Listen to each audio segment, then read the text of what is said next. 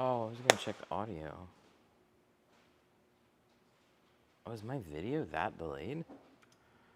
That's weird. Okay, let's try that.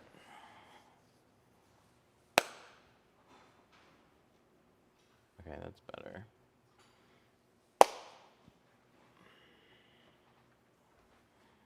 Little delay. There. That's close enough. What's up, guys?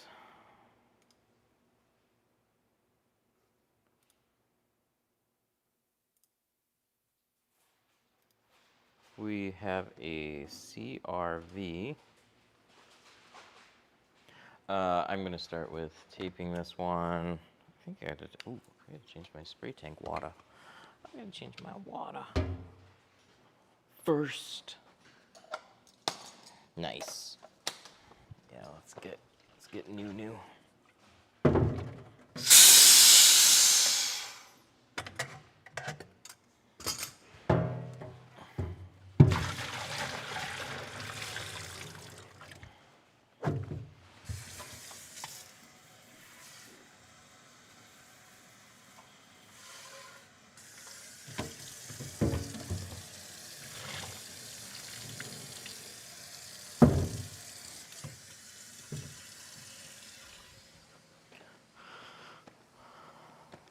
Let's get some soap.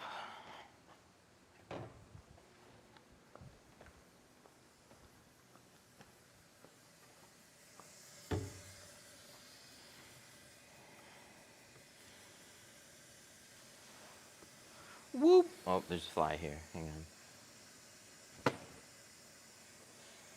I don't know. It's gone now. Go live. And we're going to click this button again. It's right there. That doesn't seem right. Stop. Activate.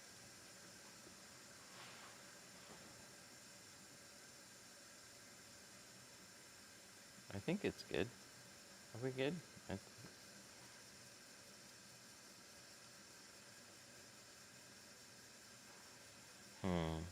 Seems like it's being funky today. Two-stage or bottom load. We typically two-stage everything, and that's just preference. Bottom loading's the easiest way. Two-staging is, I don't want to remove anything. That's the difference.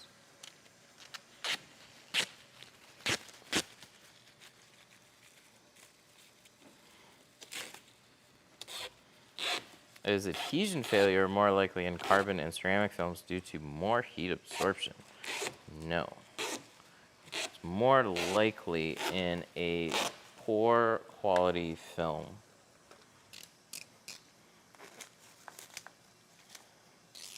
I can go buy a brand new car. I don't know, what do they start at? What's like the cheapest? 20? 25? Depends on where you are. Or I can buy a very expensive car, and I can buy lots of stuff in between. Film's the same way. It's not just about film type. It's about the quality of that film type.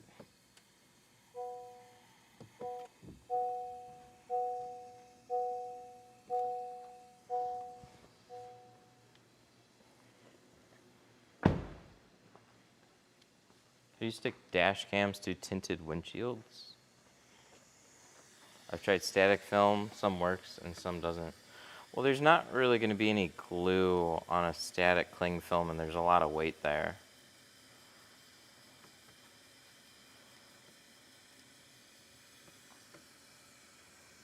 So,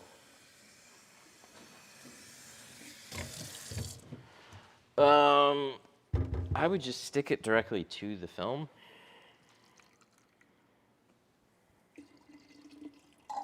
and then just live with it.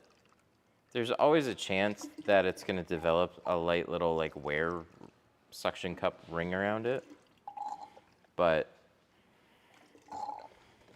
I mean, does anybody have any other ideas?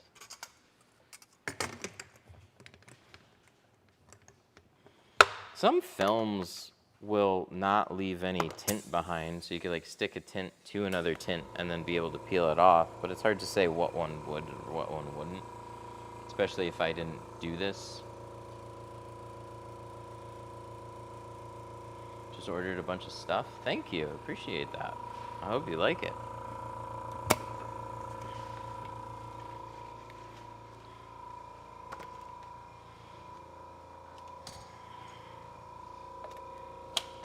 All right, so we're gonna tape this. What the heck? Dang, Honda, why are you starting with that already? I didn't even tint this, and they already got a messed up looking seal. Hope I don't get blamed for that one.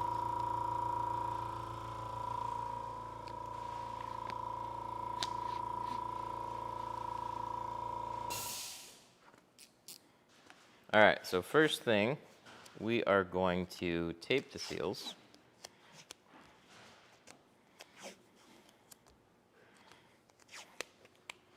This is gonna help block dirt from getting on my edges.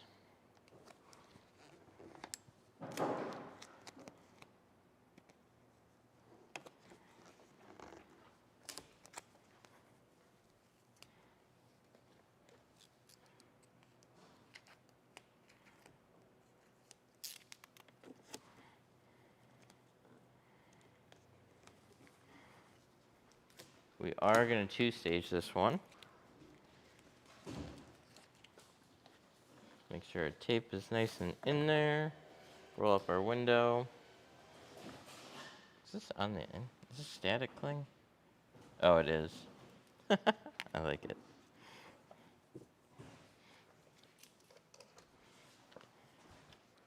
Let's start with front doors, get those done first, and then we'll do everything on the back. We are going to, most likely, I'm just going to put film over in a meter just to make sure. We're going to do 15 on the front, 35 over the factory on the rear. The factory metered at 28. So he said he wants close, or like, he doesn't want a huge difference, but he does want that back to be a little bit darker. So he's not trying to do a perfect match.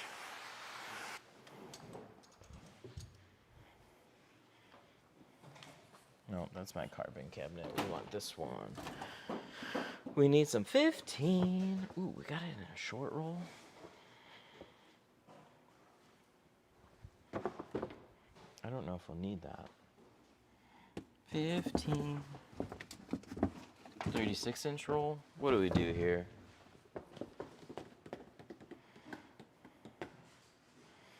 Split a 36 in half? Or do we do a 24? 20 would be ideal.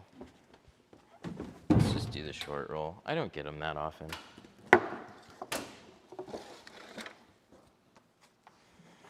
Finally use Geo. Going to use them exclusively for customers. I register my shop with them. They were super personal on the phone. You're the man. Have a good day. Thank you for the $10 super. That was really nice. I'm glad you like the film.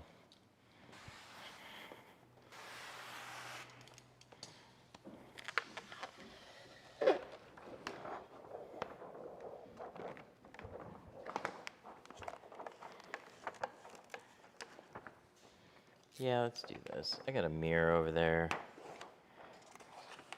It's a little bit excessive, but it's fine.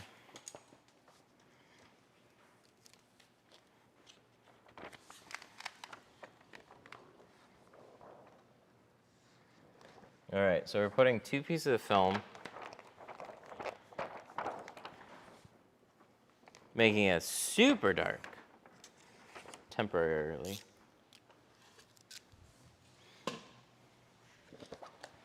cut these apart.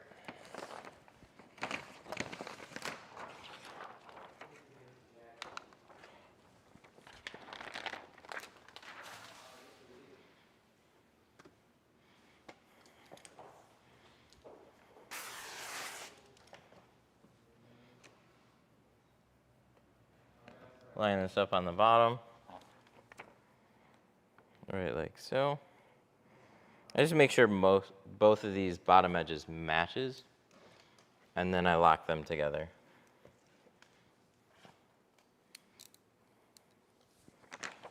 And then what we're gonna do is pick one side, make a cut, and when we make that cut, we do it with about that much blade out. Oh, you can't see that. Where's my camera? There we go. Just a little bit. See that? Just a little bit. First click. We get that cut nice and close without trimming any of the rubber. Now we're going to slide it back over in this direction because we just need a little bit of overlap on both sides. I'm going to go back to the other side. A little bit of blade. Find where my edge is. Make a small cut. I don't have a lot of space here to make this cut.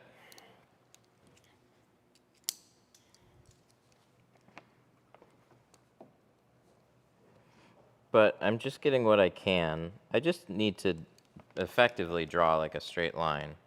And then we can shift this back over. A little bit there, a little bit here, a little overlap on both sides. And then we're gonna lower this. And how much we lower it is gonna depend on what the inside of the seal is doing. So it's offset by about 1/4 of an inch. So I'm gonna keep that in mind. I never tuck my window super far down. So a lot of new people, they're gonna drag their seals all the way down there.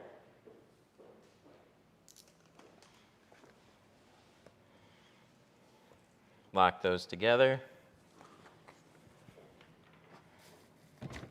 Then we're gonna lower this window. Sharpie's good. Sharpie's a very good method.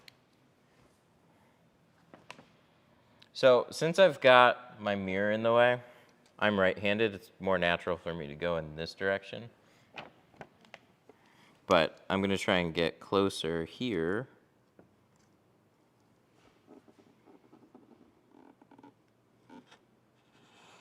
And then come back this way. A little bit awkward, but it's so I can get past that mirror.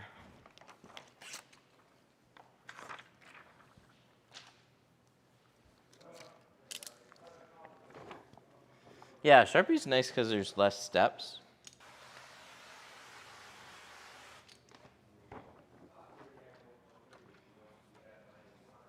We teach Sharpie here too. It's just we get a mix of people. We get people that want to cut completely on the car.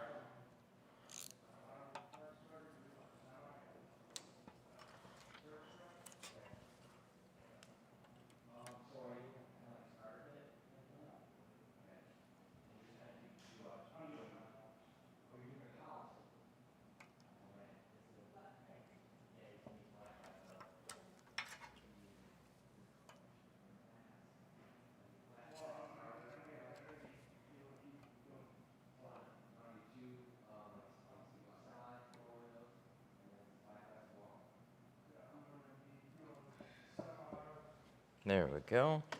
Trim that.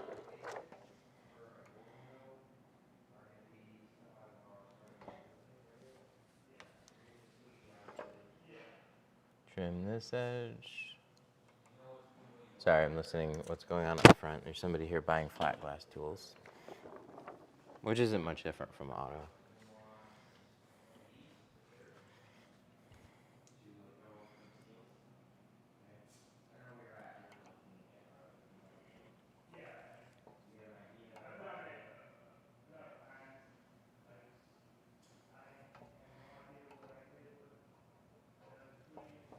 There we go. Let's test fit this, make sure it lines up.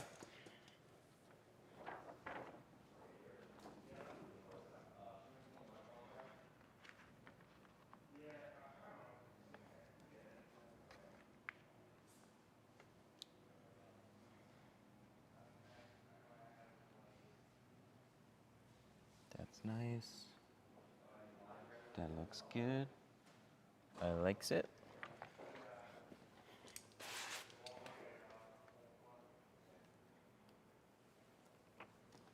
Now we're gonna separate these, take this over to the other side, but I forgot to prep the other side.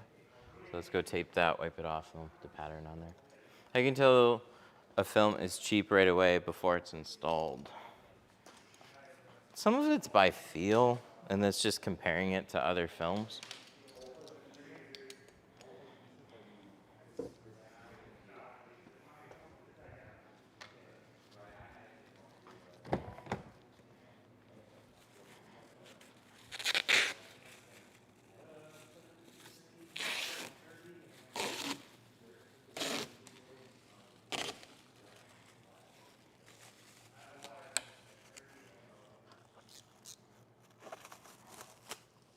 Most of it's going to be in like appearance, and then like, so the obvious things are clarity when you actually pull it out into the sun. Does it still look good or not? But if you just like pull a film out of the box and you don't have much to compare it to, it's kind of hard to tell. It's just because they're all going to look like film. That's where there's so many like dupes and shitty films that are like, oh yeah, it's just like everything else. It's all the same, but it's not.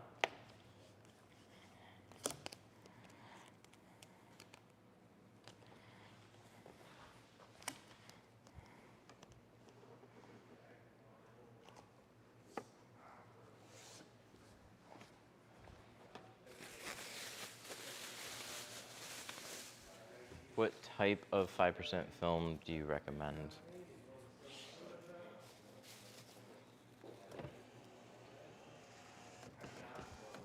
What's up?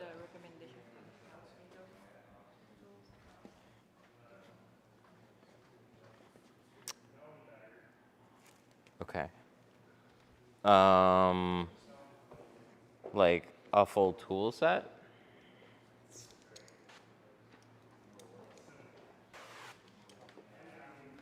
Dang, what timing?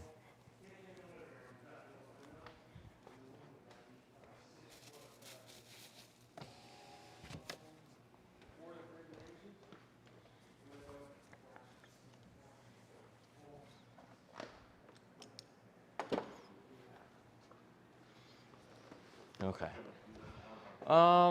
Hey, how you doing? I'm live streaming, is that okay? Yes. Okay. So you're looking for flat glass tools? Or I'm gonna do a little both. a little bit of both? And my house. Okay. The door window so far. The only thing I would change out would be this squeegee blade.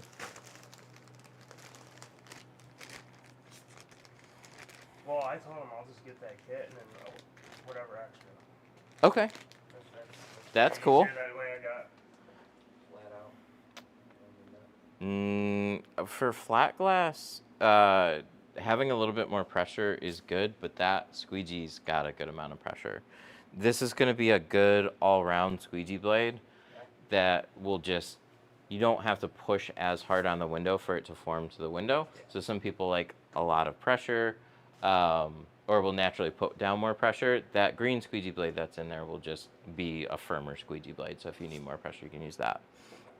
And then for all-rounder tools, see, there isn't really going to be that much different for flat glass than automotive, in terms of like just starting. You got some blades, right? Yeah. So you have like the few blades that come with that. Yeah, plus I have a pack of like 100 in my toolbox at home, just regular square box spider blades, and then I have a DeWalt breakaway knife that's got I can't remember what degree, stainless blades, and then Okay. Wolfa with 30 degrees. Okay. Blades. Okay, then you're all set on that. Yeah, so then the rest of it's mainly going to be auto, and just like the tri-edge cards and stuff like that, which comes in the basic set. There really isn't going to be anything in particular though for flat glass that's going to make it that much different. Just when you want to get into like, you're doing bigger windows and stuff. We have like wider squeegees and wider cleaning biggest tools. one I have is the front bay window, and Mm-hmm. I think it's only 40. Okay. The other thing that can help too is just going to be gel. I've used just Dawn dish soap and water before.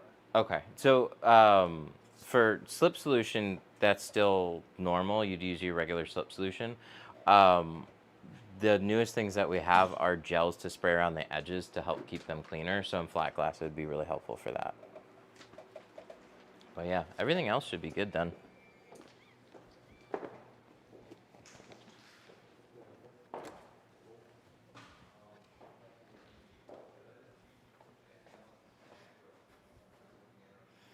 When you first started, was it a struggle? Oh yeah, definitely.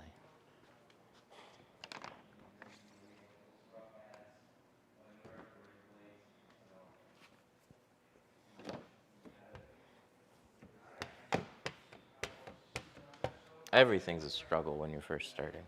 Some people take to it a little quicker than others. I don't think I took to it particularly quickly. I bought the tint gel from your page that meant for tint. We have OptiGlide and we have, what's the other one? Instagel. Both of them are safe for tint. Instagel was made for PPF and window tint, but it's more PPF in mind.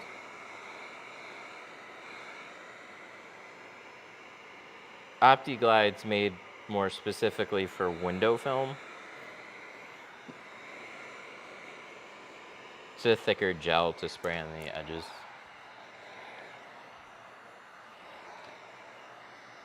Oh yeah, we gotta put a piece of film over there. We got it cut.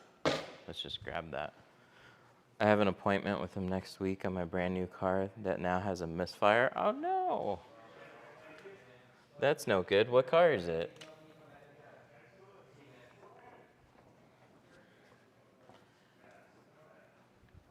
How long does it take you to do those front windows? Half hour?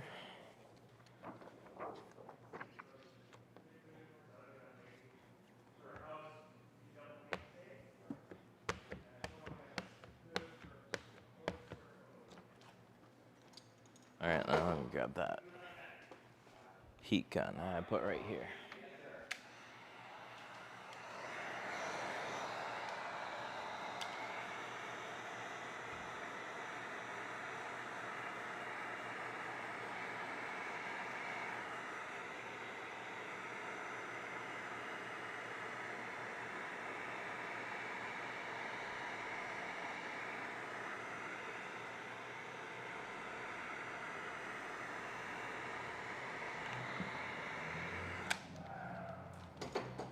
What the heck? Is that guy? What the fuck?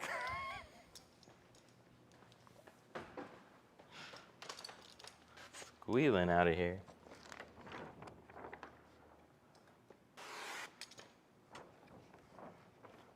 A 26, a 26 Grand Cherokee has a misfire? Oh, jeez.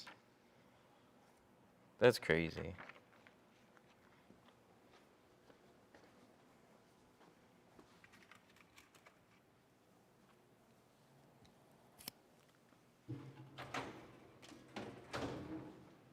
Have you experienced the film getting crunched on the top and back corner of a CRV when you roll it up?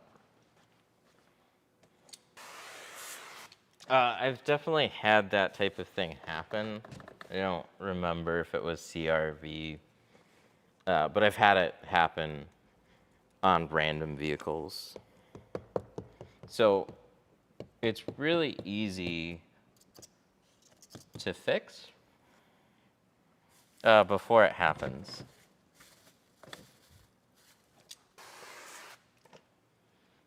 So we're going to scrape the rest of this.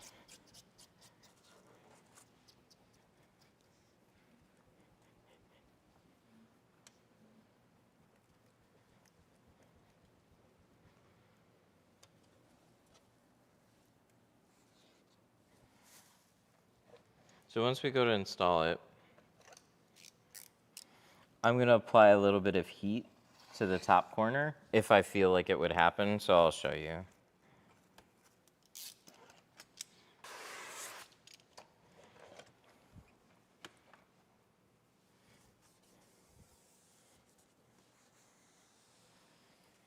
There we go. We're going to scrape this off.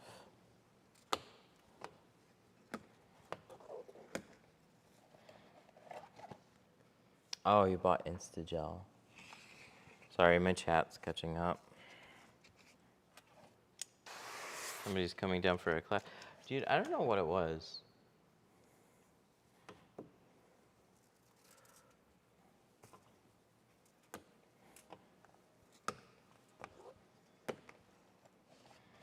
But sometimes my chat gets hung up, so I don't hear a lot of messages until it decides to just work.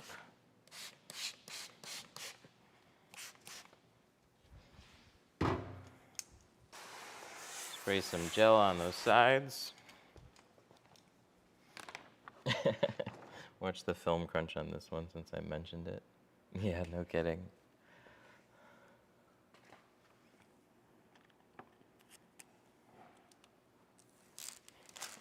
So we're gonna go ahead and peel this window.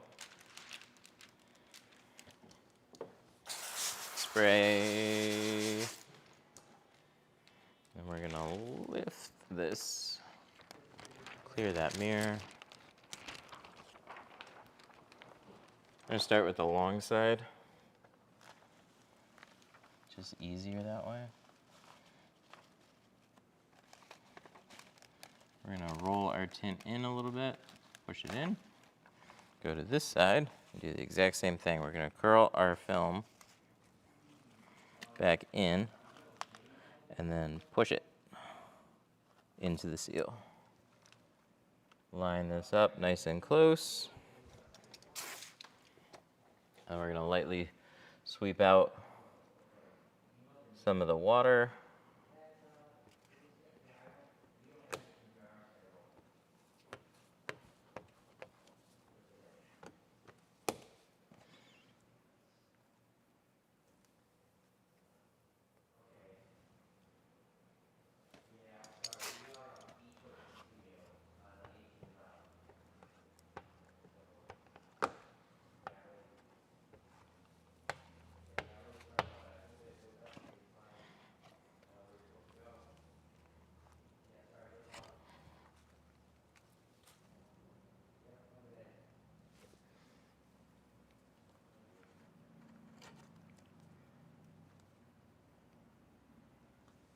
We're gonna get as close to the top edge without going over.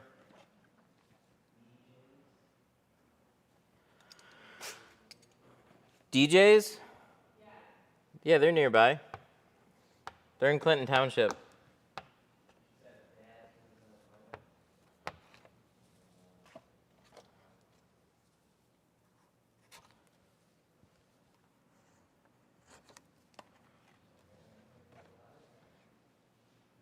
There we go. That's looking good. Okay, so somebody in chat asked, what happens if these, or how do you know if these are gonna pinch? And so you roll the window up. These are seals. So it might have a tendency to pinch. It generally doesn't if you have your soap dialed in right. If you have a good adhesive. Thinner films, lighter adhesives, they'll have more of a tendency to just bind up in a corner like this, but it's a really easy thing to fix beforehand. So I'm just gonna dry out the corners a little bit more before I roll this up. I typically wouldn't do this, so it's just a few extra seconds worth of time. But you can have vehicles with especially tight top seals, and I'll just do this on both sides. I'm just gonna hit top corners with some heat. If the entire thing was really pinchy, I'd heat all along the top or in the middle as well. But I just wanna let that heat pass through, and I wanna make sure that that's gonna dry out some. And then right before you go to roll it up, you can spray a little soapy water in there, and that's just gonna help keep it slippery. So when you roll this up, it doesn't pinch. Pretty quick thing to do if that happens to you, if it pinches.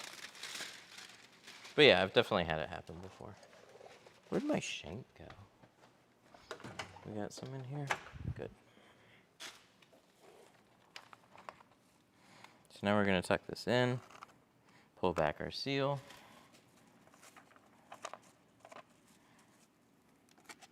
Tuck this into the seal.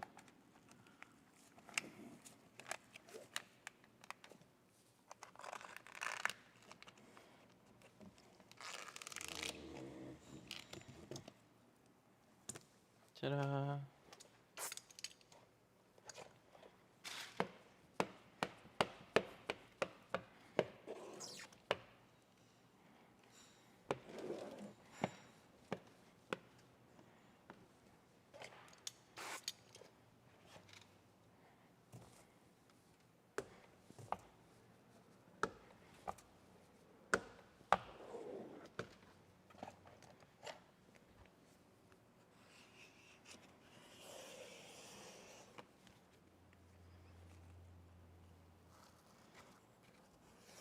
Right like that. Then we're gonna pull away the tape.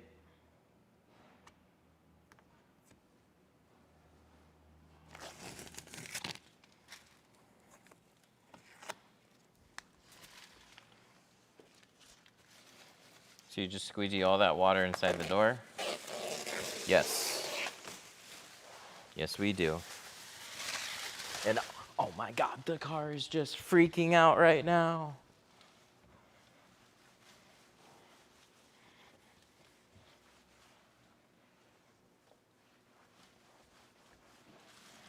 Do you know something fun about your car? Don't look too close because you'll see little holes.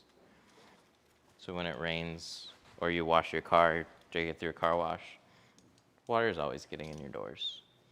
You just don't think about it.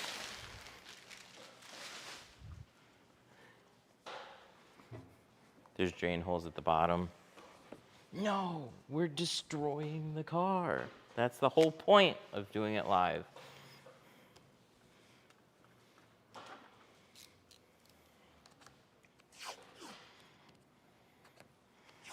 Yep, the tape helps with dirt. So your side seals can have lots of dirt. So you take your hand, you run across here. You can always clean them, especially if they're rubber. Newer cars are not going to have much. Rubber seals aren't going to have that much at all on a newer car. Some seals are made of felt, so you can't really do anything to just wipe them clean. So I put some tape along the sides where I can, just as a means to help, especially like where I separate my pattern as a two-stage. I don't want any random dirt trails to just like feed back in.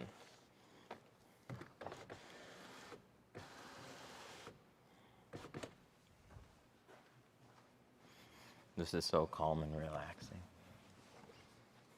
Until I start screwing up, and then it's no longer calm and relaxing.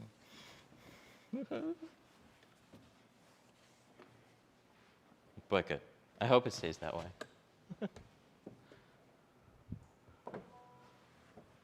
Discovered the tint brush at my new job. Feel in love. Very nice. It's a good tool. Let me go tape the other side before I forget. But I've got a pattern here. We're going to install the driver's door next. Then we're going to cut some rear doors. Still got these back windows to do. Then we're gonna do a full windshield.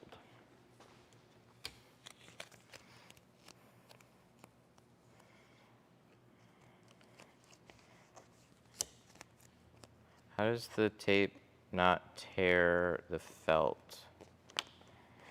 Felt seals are very strong.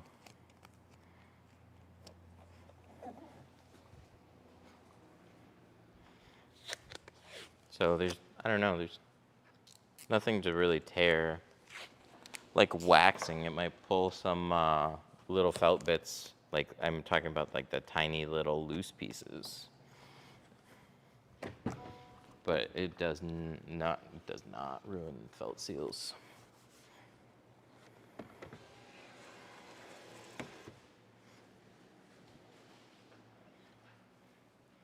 What tape do you use on the sides? I use a tape called Seal Guard. This stuff right here.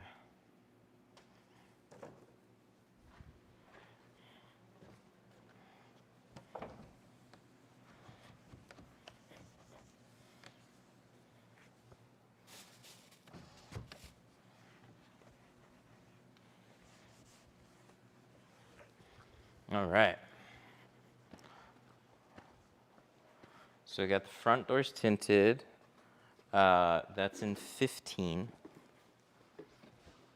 And we're gonna put that box away. Then we're gonna grab a 35, and we're just gonna check from the front to the back.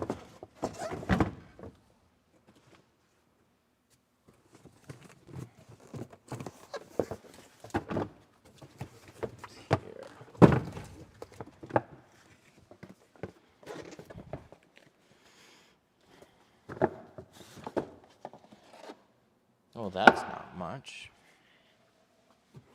I just reordered too. C2 ceramic 35. Huh. Either our roll is in a different cabinet somewhere else, or we're just almost out.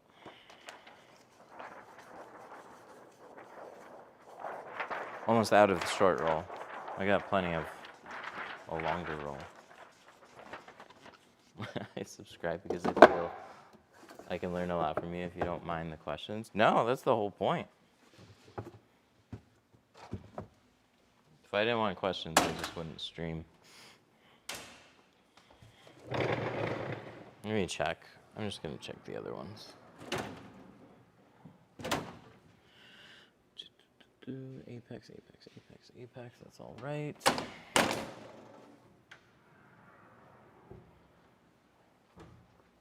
And then this one.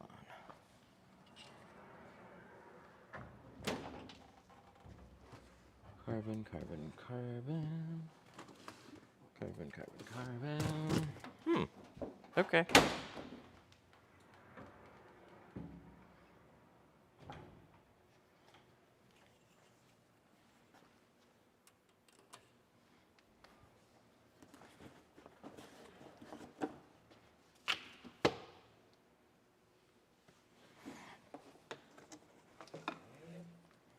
Okay, so we're gonna get a 36-inch roll. I think we can split it in half. If not, I'll be sad. But we'll find out.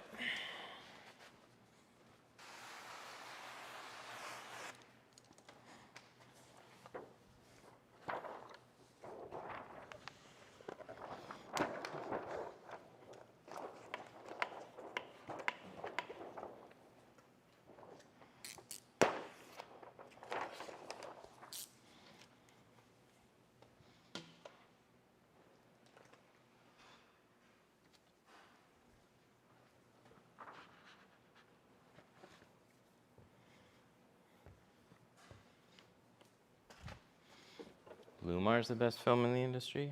Oh, that's debatable. Okay, so on the front we've got 15. And it's over factory, so it's going to be darker than 15. So that's going to meter at 10 right now. So the rear was 28, and we put a 35 over that. Holy shit. Look at that. This shit's identical.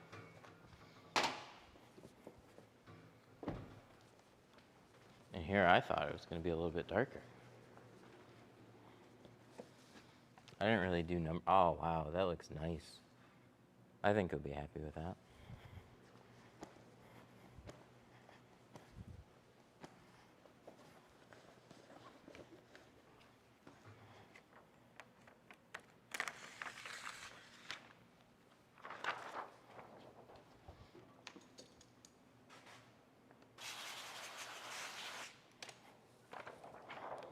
I think he will be happy. Ooh, I should have paid more attention.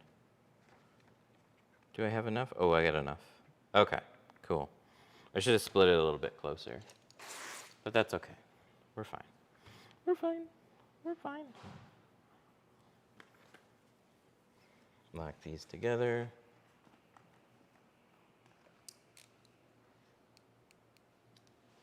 What do you use on the outside of the window so the film, it won't stick? The film right now is not peeled. And we just spray soapy water. Everything is like surface tension.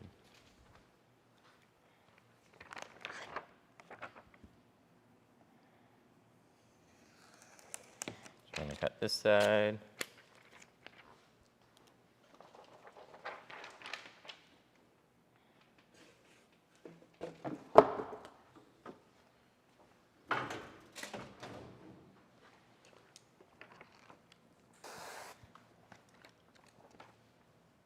Slide this over.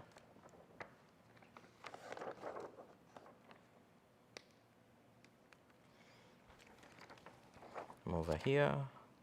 We're gonna cut this edge.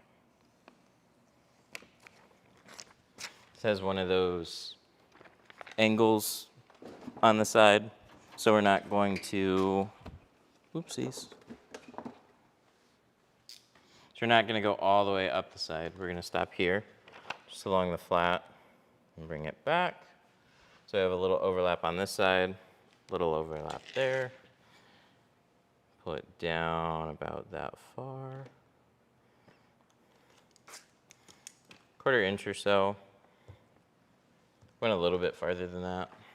The inside seal here is offset like the other one in some spots. It kind of matches up a little bit closer here, drops off a little bit farther here.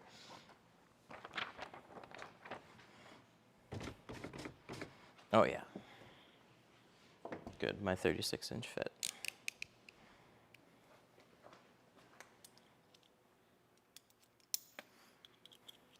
You have a solution for the dot matrix issue. Fortunately, there aren't many good fixes at all. Nothing consistent, and in a lot of cases, nothing that's very practical. On some cars, you have a very wide or tall dot matrix area on the rear window. They just don't do that as much anymore. So most people are talking about the outlines around the windows. You can try heating up the glass, completely drying out that edge and putting a lot of pressure. And squeegeeing around when it's dry. But it's a mix of things. Like the tint, the glue on tint isn't thick enough to really fill in those dots. So that's why you see a silvering around the window. If the glue was thicker, we'd be able to fix it a little bit easier.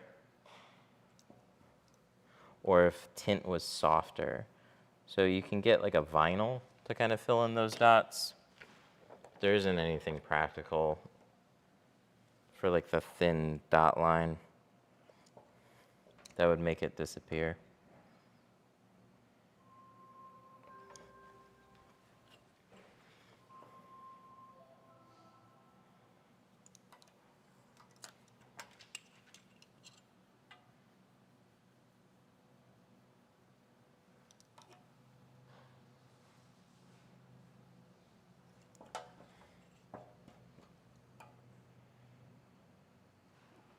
Round that. Round this. Do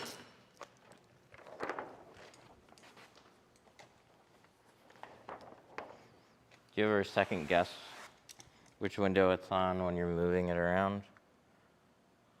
Sometimes.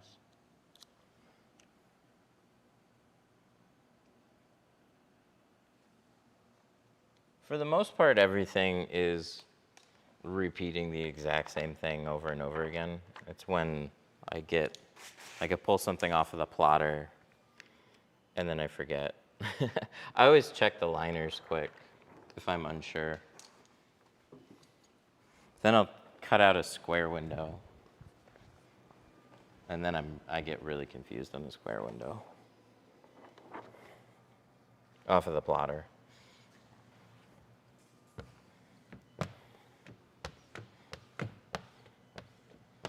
I don't know what's going on.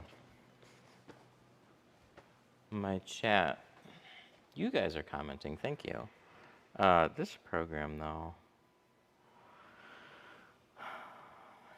Text to speech. System TTS, no. Text to speech, this one.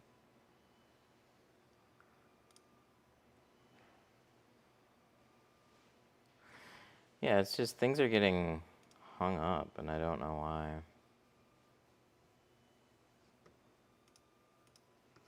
It's weird. What do you think from the outside?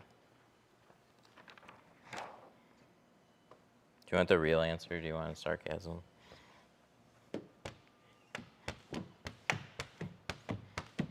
It's the most popular question I get.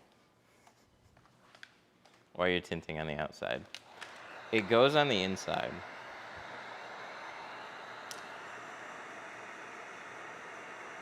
But we need a pattern. And we need that piece of film to fit the curve of the glass.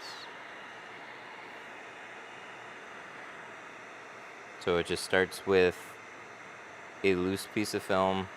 We cut it to shape. And then we mold it to fit the same curve. And then we install it. But it does go on the inside. Rip. So close. Can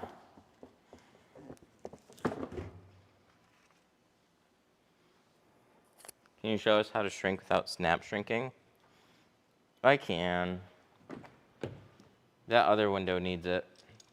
So we will shrink that side after we install this side. Snap shrinking is just way more efficient.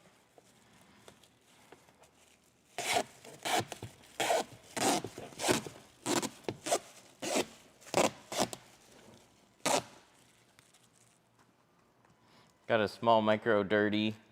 A small micro dirty. How do you have clean one without using gel tint? What? I think I know what you're asking.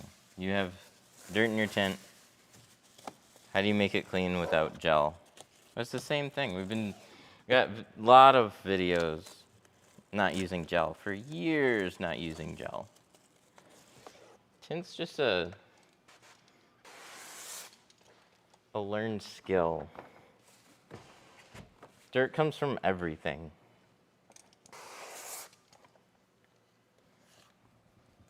So I'm going to start with a blade. I'm going to scrape my window. This is going to make sure that I don't have any stickers, like residue, glue. And I'm going to make sure that surface is clean. At least like all the dirt would be loose. It doesn't clean it. That's what a squeegee does. So first we're scraping everything loose. We are going to take a towel to the top edge of this window because this touches the inside seal and it can just develop a lot of dirt. It's always exposed when it's rolled down. We're going to take a squeegee blade, and this is what actually cleans the window. swipes completely dry, cross, top to bottom. So there's no drips. There's no random, like, some people, they'll squeegee and they'll do fucking this. And like, I still have a bunch of, I don't know, they just do that. And I don't understand that. You want to have start and end points that overlap, and then everything's just cleaned off. So we're going to take a corner card, and this very ends that I couldn't hit with a squeegee blade, I then sweep those down. And then optional, we're going to take our gel, and we're going to hit the sides. So if I wasn't using gel, which in so many videos I haven't used it, I'm just not going to spray that on the sides, and everything else is going to be exactly the same. So we're going to take our pattern.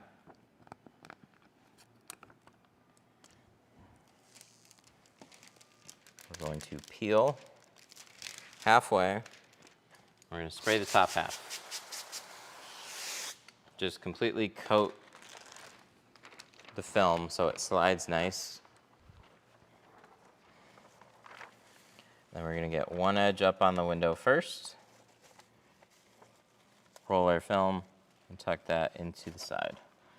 And we're going to start putting the rest of the film up on the window. We're going to take this side, roll it up, scooch that over. We're going to push the whole thing in place. So now everything is tucked into the seals, and it's just making sure that top edge of the glass is lined up as perfect as can be without going over.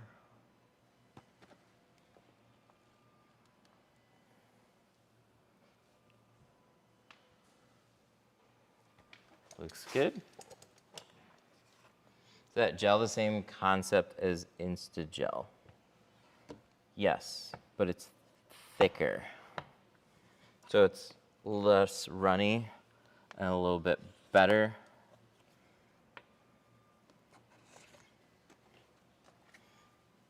A little better at making sure that there's nothing on the edges. That lines up nice and close. Where's my liner? It's right there, I can see it. Loosen this up from my door cover, and we're just gonna roll it up. Rinse out underneath. We're gonna pull out our liner. So now we have the bottom exposed. I'm just gonna wet the adhesive now and tuck in our edges. There's 1, 2. Now this bit wants to go down, but the door panel and the seal prevents it from just dropping down. So I'm gonna pick it up, a little slack here. Start back at a corner, and then you're gonna lead with your tucking tool of choice and just pull that back, and that tucks into the seal.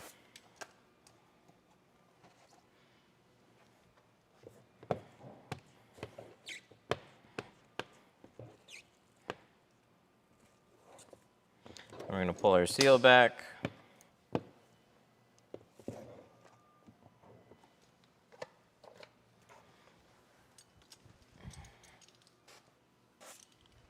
Oh, that gets really annoying.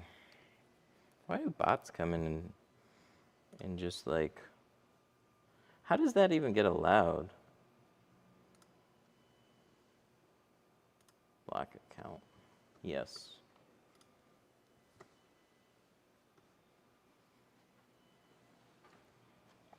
Yeah, that one was blocked.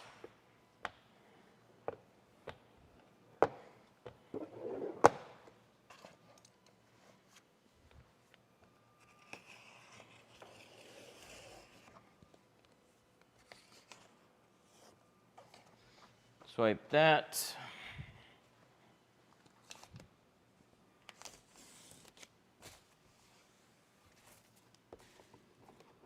pull this tape out.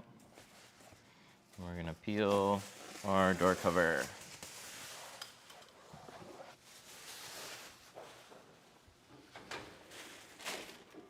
Oh my God. They're aggressive.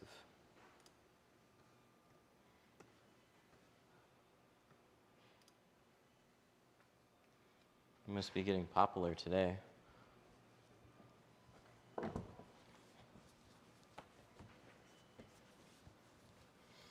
So we're gonna wipe this down. Looks good. Looks good. So now we're gonna take our sprayer over to the other side. We got a couple more windows to install. I did promise somebody I would show how to shrink without snap shrinking. It's very simple, and it's more visual, and it's what we teach people before we show them snap shrinking. But we're gonna set this up from the beginning. So you can see there's some fingers here at the bottom. It's important to understand this pattern is bigger than all the edges. That's the point. That's how we hide all our light gaps. But I need an edge of this pattern that stays clear of the seal so I don't burn the car. So we're gonna try to simulate installing this on the outside by starting on the top and then forcing all our excess to basically pop up on the bottom here. So that's these fingers right here. I'm gonna lightly sweep out some of this water, just lightly pass the squeegee over the top, and you can still see those fingers popping up there. So I'm gonna grab a shrinking card. This is a hard card with a suede buffer, 2 of them on the edge. It acts like a felt card. And then I'm gonna take a heat gun, and I'm gonna turn that all the way up. So you point the heat gun at a finger, and then if you get it close, you wanna keep moving it, but you start seeing these little zigzags. And then we're just gonna play a quick game of whack-a-mole. See, you push that down, this one popped up. Heat it up, get some zigzags, push it down, smaller one pops up. And you're just gonna do that with all the fingers from here to here. You lock down this area and this area, so you pushed everything inwards. But you always wanna see those zigzags.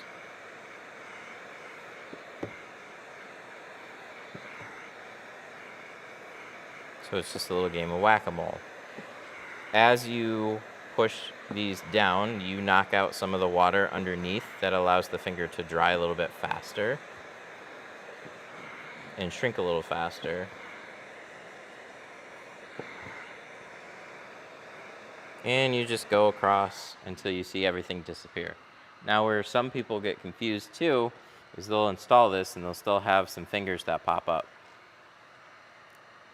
So what I'll do is I'll lift the film back up, loosen it from the glass, and all these little squiggles are where you shrunk. You can see your shrink lines, but that helps it hold the film off the bottom edge a little bit. So then you can take the heat gun and just tighten up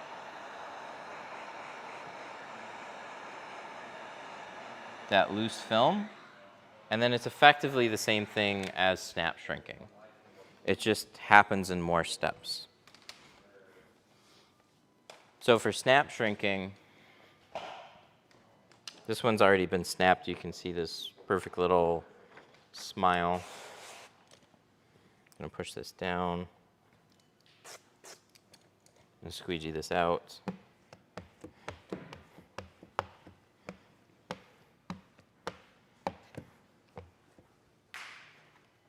So if I pick this up, and then I would take the heat gun and I just curl the bottom edge. So it's effectively what I'm doing over here. It's just much quicker to just do the bottom area and bring it inwards. It's just a little bit more guesswork on what you're actually doing. What film were you using before GeoShield? Avery.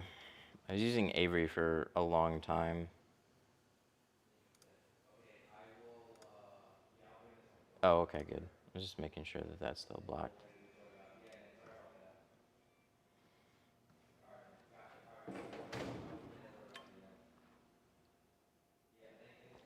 What is this, Sprite?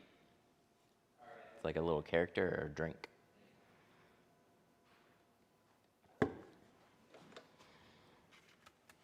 Okay. So, we have everything, what, along with our gel on the other side?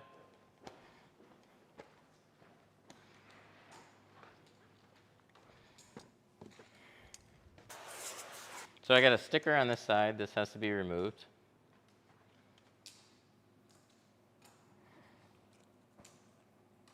Oh, somebody asked. Only have, what?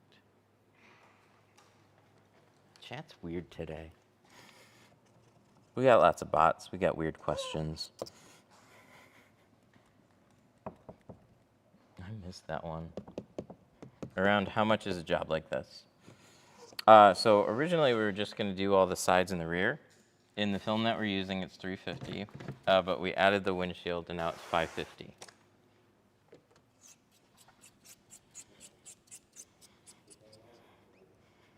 So we're going to scrape this window, make sure that there's no dirt, glue, contamination.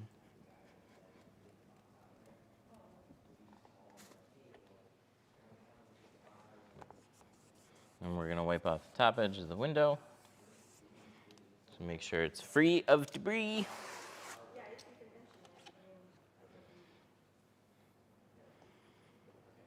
For some reason, I've been so obsessed with Tint for like 3 months.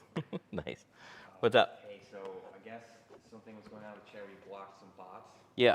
Well, someone just called and said he commented, get these bots out of here. Mm-hmm. When you block the bots, you also blocked him too. Oh. So he said Oops. it's cool. He just likes to watch you a lot and stuff, and he'd like to come back if possible. Ah, shit, man. His name is Pizza Poppers. Pizza Popper. Oh, we gotta go save Pizza Poppers. He's, yeah. So, yeah. Whew. Platforms. Oh, man. I'm sorry. Now, I don't know if I can find Pizza Poppers is the problem, because there were so many. Oh, here we go. Hang on. Unblock. Yes! I think we did it. I think we did it, chat. I think we saved Pizza Poppers.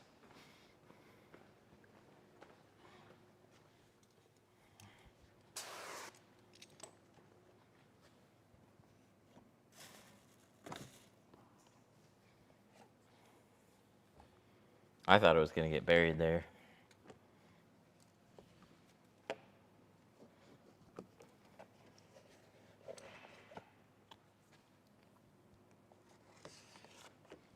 Have you ever skipped a step and had it cause you havoc? Yeah.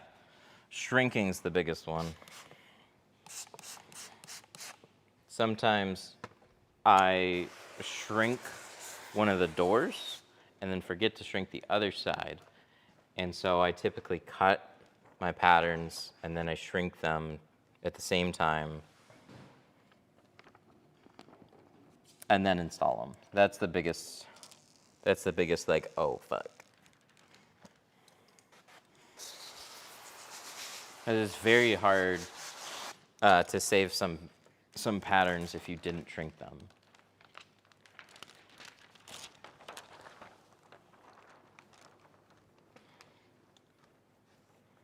All right, so we're gonna start with this side. Get that up on the window. We're gonna slide this into the seal. Sticking there a little bit, there we go. Now slide that into the seal. Push it close to the top edge. And then see how this is short?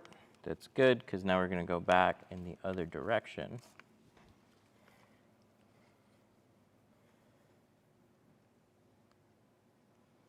Line this up as close to the top without going over.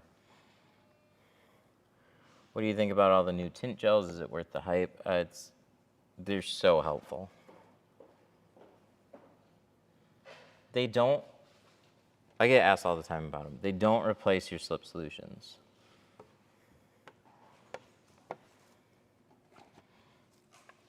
To me, what they help a lot with is consistency. You know you do a good cleaning job, and then for whatever reason, you just have a handful of little speckles on a side edge or on a windshield edge or something like that. And this is a way to basically stop that from happening. So all your edges, all your corners, they just like, oh, that looks really good. Yeah, I'm never not gonna tint a windshield with that one again.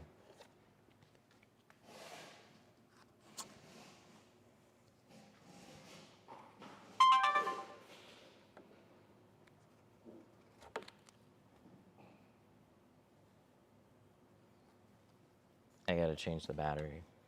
Last time I said that, and then I forgot. So I've got that was a very pleasant 10% warning.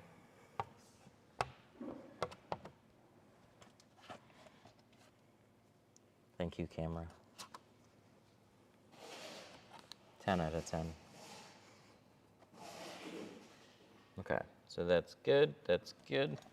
I'm gonna let that tack up a little bit more and then swap out my battery and go back and finish that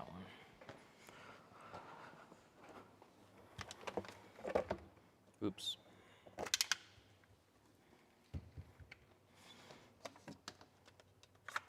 Sorry, we have to do quick heart surgery here.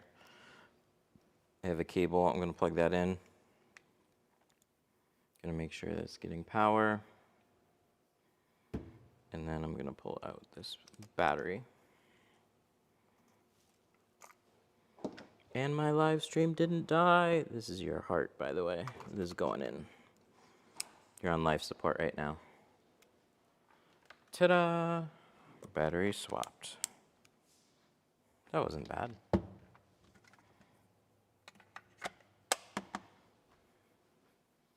What ratio of...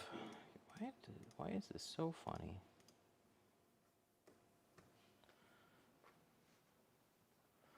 What ratio of soap to water do you use in your slip solution? 1 ounce of tint slip for every gallon is about where it is.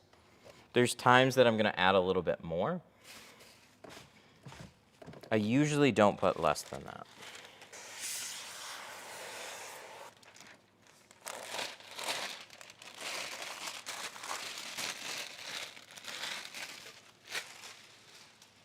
We'll just throw it towards the trash can. It's close enough. We're gonna tuck in a corner here. We're gonna jump over to this side, tuck in a corner over there. Lift our pattern above that seal, pull back the seal, and tuck, tuck, tuck, tuck, tuck, tuck, tuck, tuck, tuck. Right like so. Orange squeegee.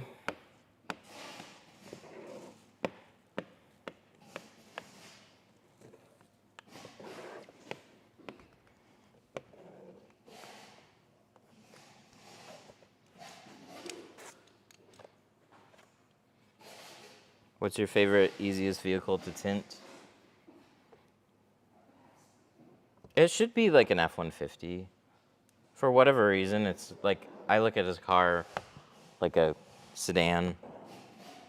F-150 is just like for simplicity with the back window, because you often will just have a 3-piece slider with a lot of space around it. I can just plot that super quick. There's nothing hard about the doors.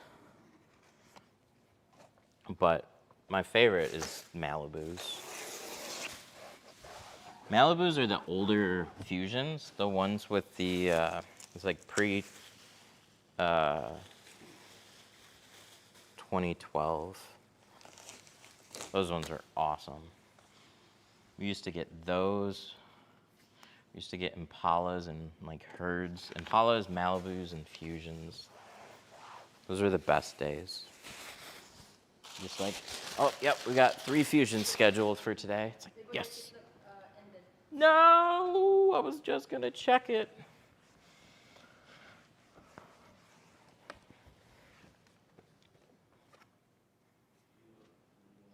It does that dumb Captcha thing. I think it's really annoying.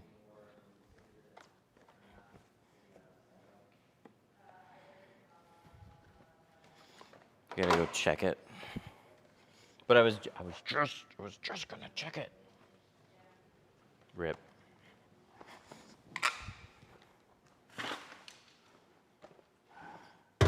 That gives me a second. I can, due to inactivity, bitch, I'm the most active streamer, okay? Okay, maybe not as much as like, not like hours. But we're working, damn it.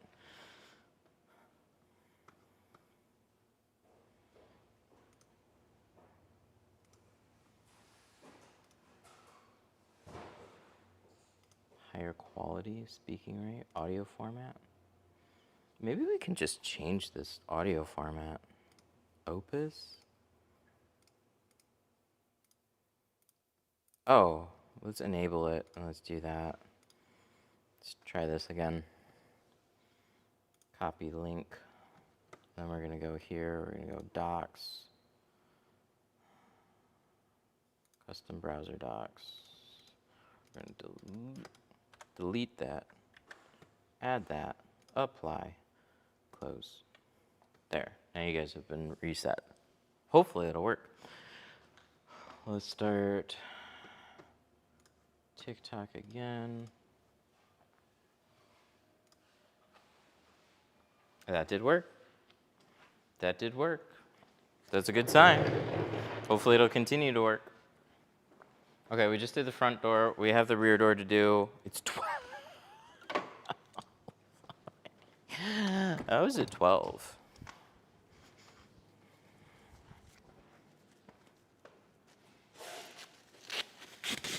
All right, let's cover up this door panel.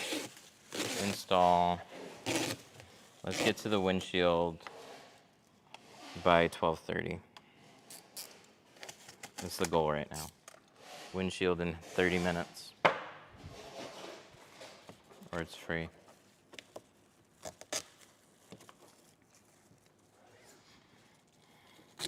What's the monthly income one would expect from a tint shop as an installer?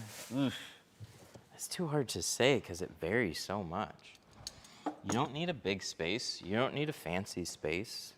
You do need traffic. And then where you are on both your skill set, like how many cars you can get done. But then you have your overheads and expenses.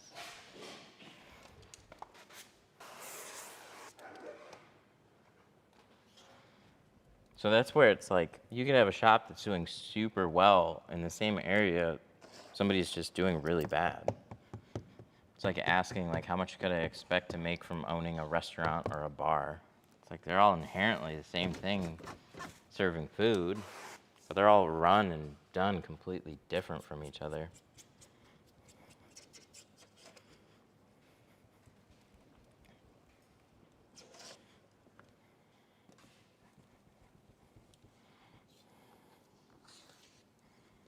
But as a full-time installer, I'd want to make no less than like a couple grand a week.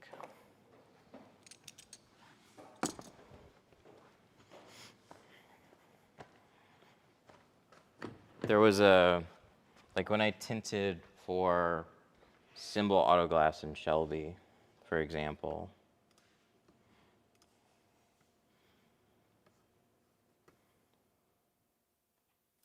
There we go. I think. But when I was tinting for them, on average, I'd probably do $1,200 a week for 2 days. That was a like Monday or Tuesday, and a Friday.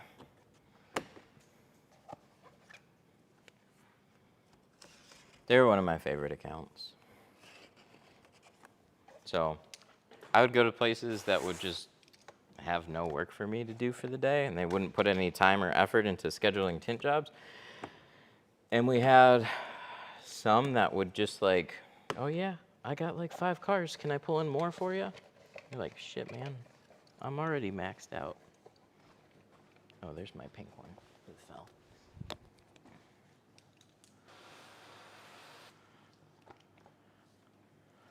$2K per week, $8K per month. Ugh. Yeah, 2.5 per week, $10K per month. Yeah. Yeah, I think that's very realistic. And then you just whittle that down to, okay, how many jobs is that per day? Like, or how much is that per day? Where do I have to have my jobs at? Also, what are my material costs? But I would shoot somewhere. They're at like a healthy minimum.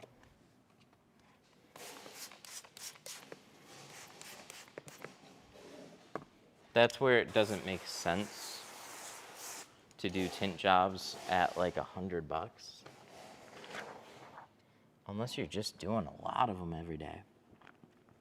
Then you get burnt out. Or you don't have enough money to pay employees and overhead. I think at minimum, all the sides and rear need to be 250 and up.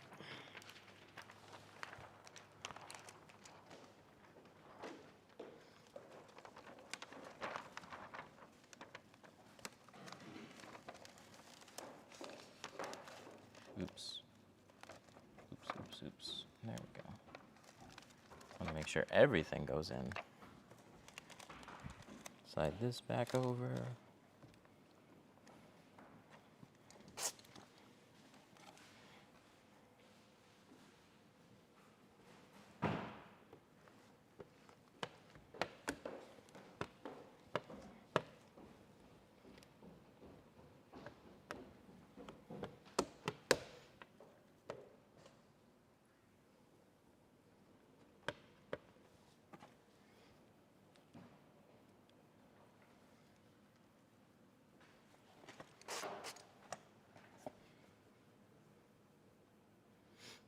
The back window with the heater lines, how do you get those without cutting them? Patterns are cut on the outside. Everything is installed on the inside. So there is no risk of cutting any defroster lines. You just go straight over them.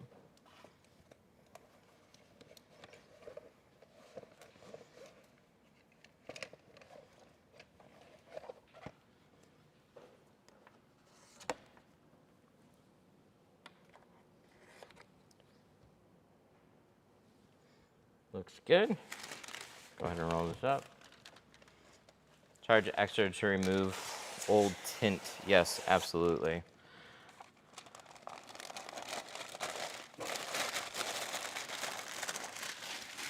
I would love to do it complimentary with the price if it made sense. Unfortunately, tint removals can be extremely time consuming.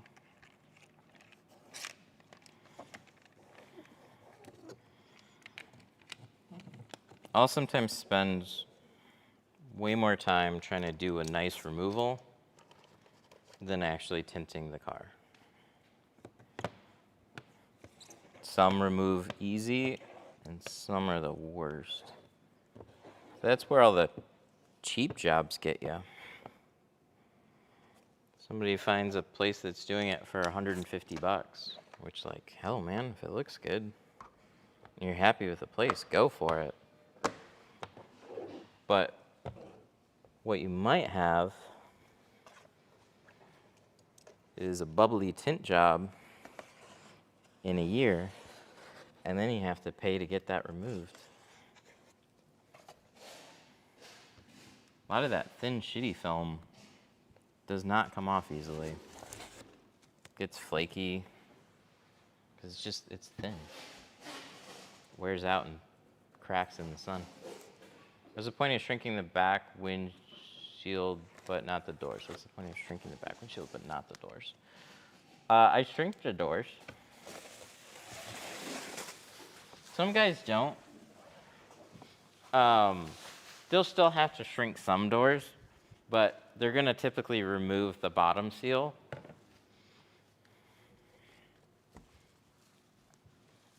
And it's just trade-offs. Even if I remove the bottom seal, I can shrink all 4 doors in under a minute. I'm not gonna avoid shrinking them. I'm way more concerned with large fingers popping up on the inside. That's gonna take me longer to touch up and potentially suck up some dirt with it.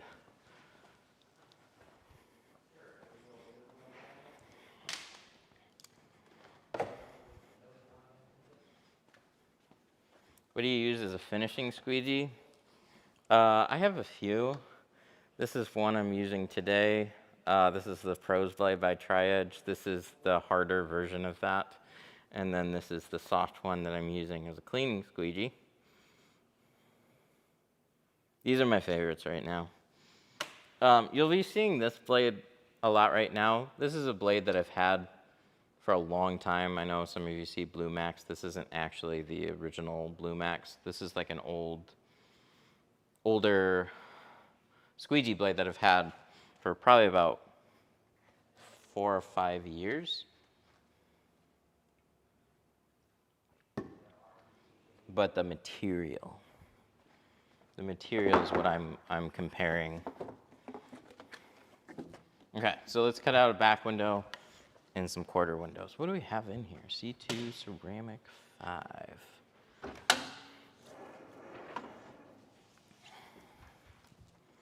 This is for that windshield strip that we did. Custom cut windshield strip on that F350.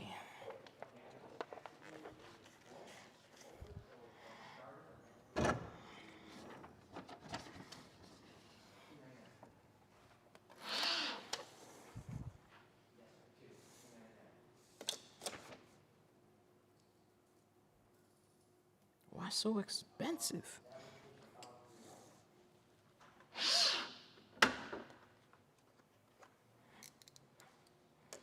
All right, we're just gonna straighten this out. Push this button. And then we're gonna get rid of this F-150.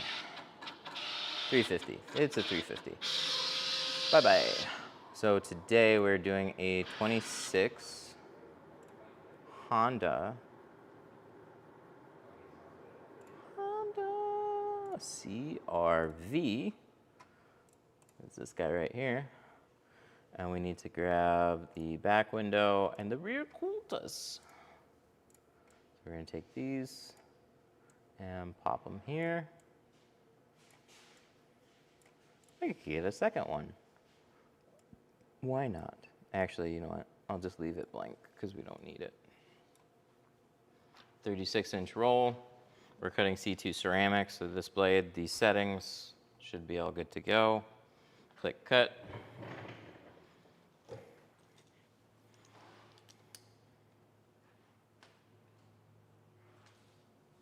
Cut. There we go.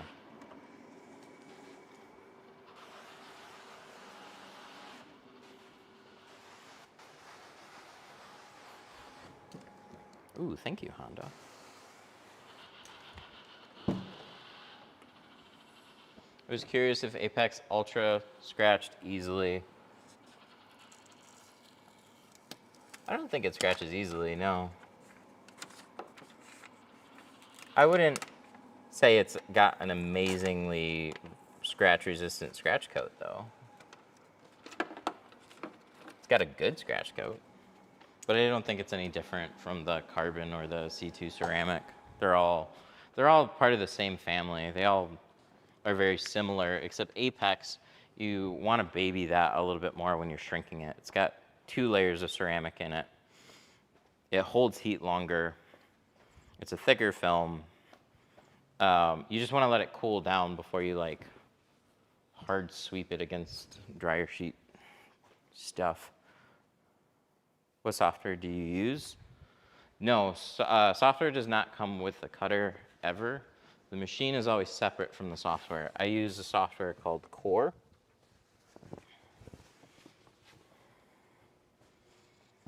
It's the most accurate that I've found. Software is a giant pain in the butt rabbit hole though, still.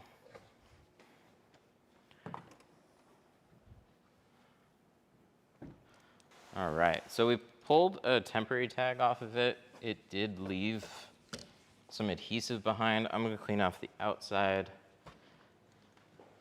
so I can see it better, and then we'll clean off the inside. This is very gritty. That's okay, that's what they pay me for. I don't care. I don't care if it's gritty. Good, I got a squeegee here. Do you read comments while tinting? I have a couple of big screens.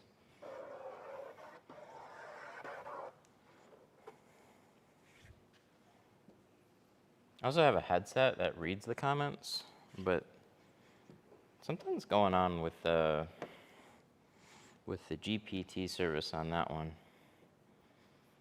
So I gotta try and switch it again.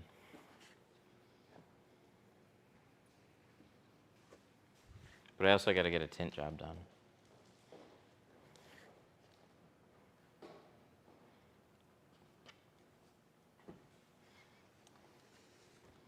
So it's nice and clean. We're gonna open it. This area right up here, you can see a little adhesive here, a little bit right there. So like if you ever tried to remove Scotch tape from glass, that's what cheap window films are like. When it's new, it's fine, and then it gets a little sun faded, and it just gets cracking, extra sticky, and it just breaks apart and leaves shit behind. But if it's a couple little tape lines, usually clean up a little bit faster than old window tint, right? There, that's better.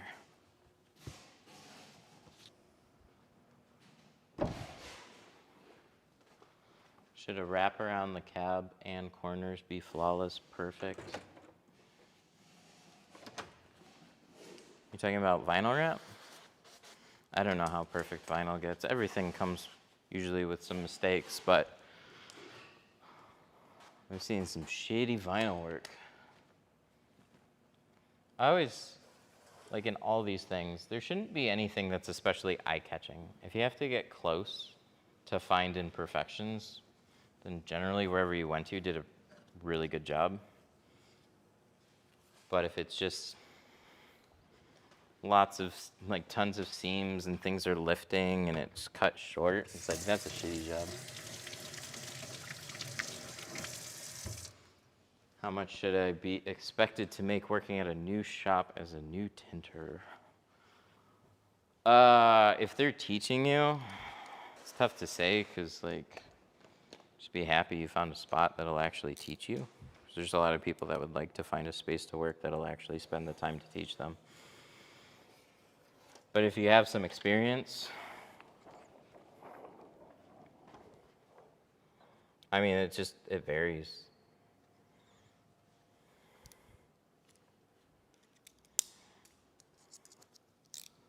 I mean, that's why I was independent.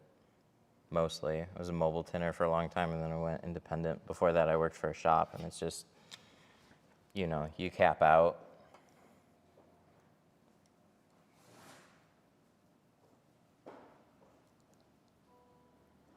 You cap out at a certain income. They can't pay you more because they just can't. It's not necessarily their fault, but every shop is run differently.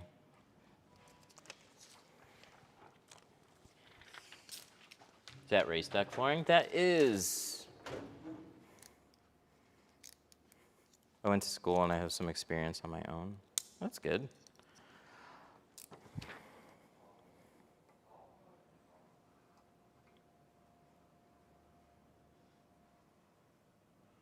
Um, tinting at another tint shop, I was okay around 30% for a while.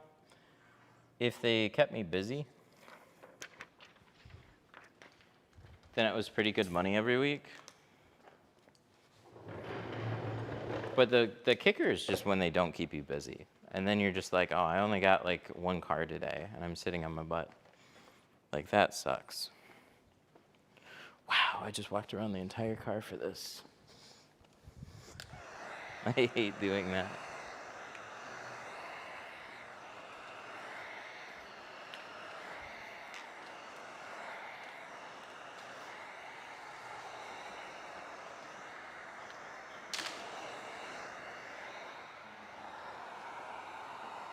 I should do the quarter windows first.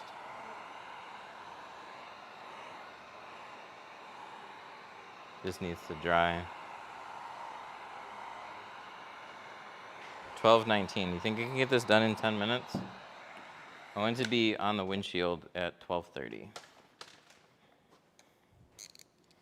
Probably a little bit longer than 10 minutes.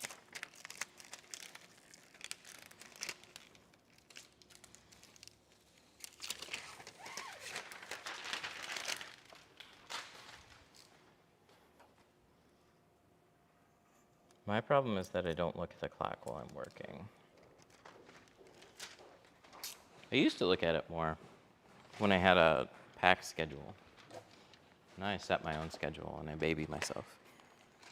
It's great. Okay, this one probably goes on the other side.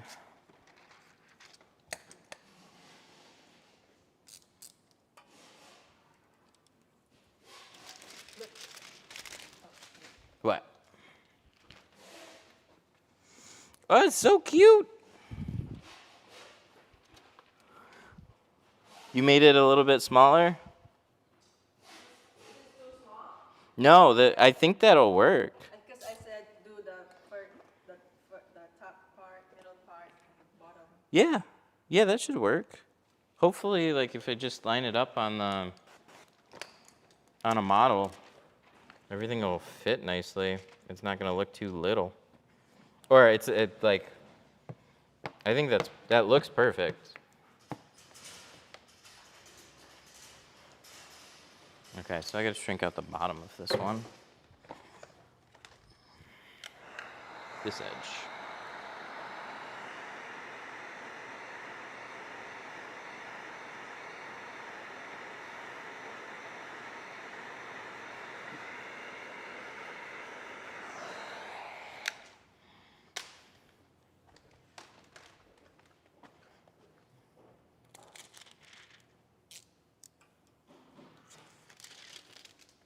I think they pay per car, not a fixed rate, but shops are different too, so I could be wrong. Yeah, the vast majority of shops are all independently owned. That's why there's nothing that's uniform anywhere on pricing, on paying.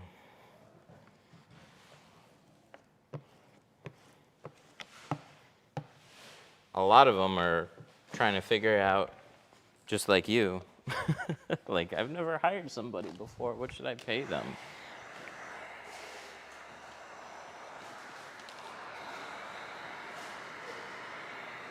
It's negotiable.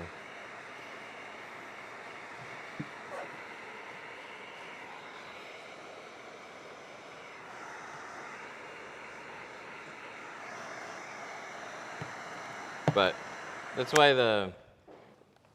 a lot of them are independent. It's because usually this cycle happens. New tinter starts at a place, works there, builds up their skill, sees deficiencies in the business or feels like that they're not being paid enough, wants to get a substantial pay raise. Shop doesn't do the pay raise. Tinter gets upset, goes out on his own. Rinse and repeat. over and over again. That's what you see.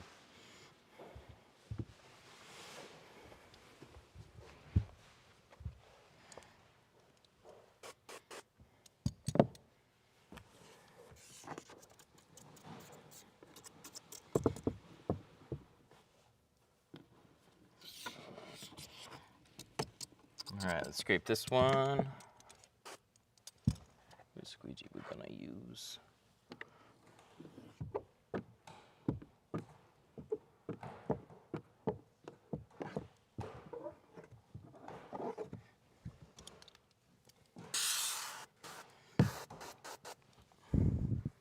I usually have a towel. I mean, I got a big one, but it's not gonna reach up that high. Let me grab one. Why not use a torch to shrink faster? Oh, there's my towel. I knew it. I did bring one in here. Torches are pretty cool. A lot of people used to get freaked out by them. Just like the idea was like, oh, you're destroying the car, and like we're spraying water, and I get enough of that. So some of it was like, eh.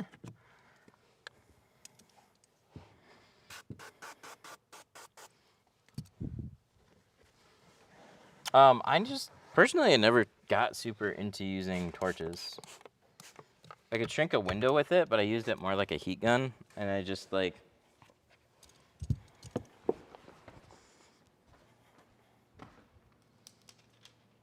never ended up using them all that much. They are very cool though.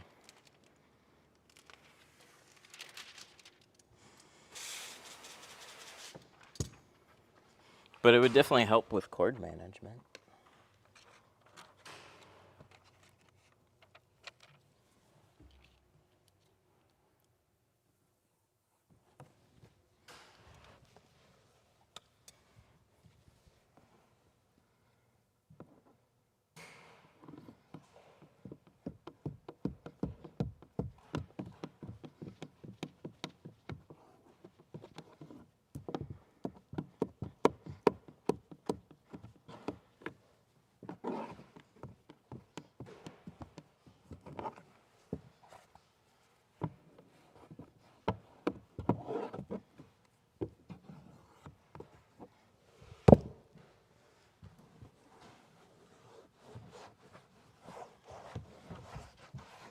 Wipe this off.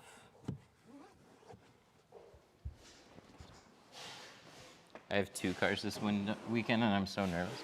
So your first cars?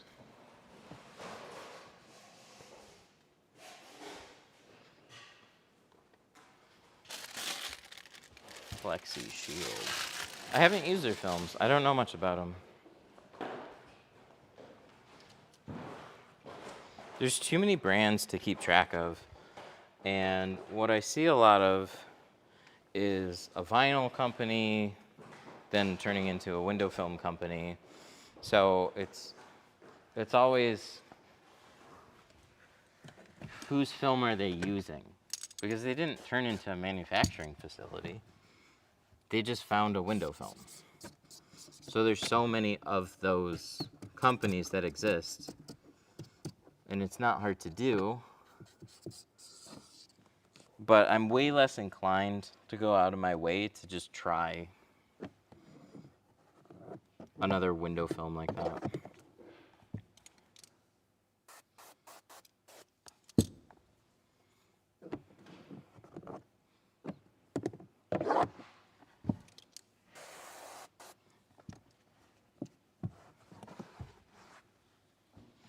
Would you be off on the weekends when you were working for shops? When I was working for shops, yeah, I was typically 6 days a week. And I opened this place when I was still working for other shops.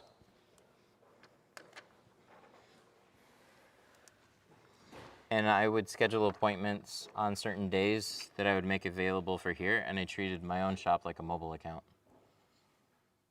So, I mean, I wasn't tied to one place.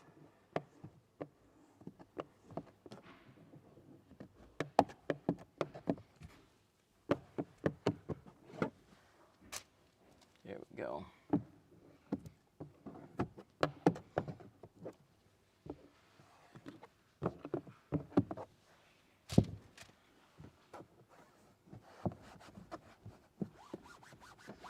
There we go. Looks good. Let's do the back window. You gotta finish it in 2 minutes. That's possible, right?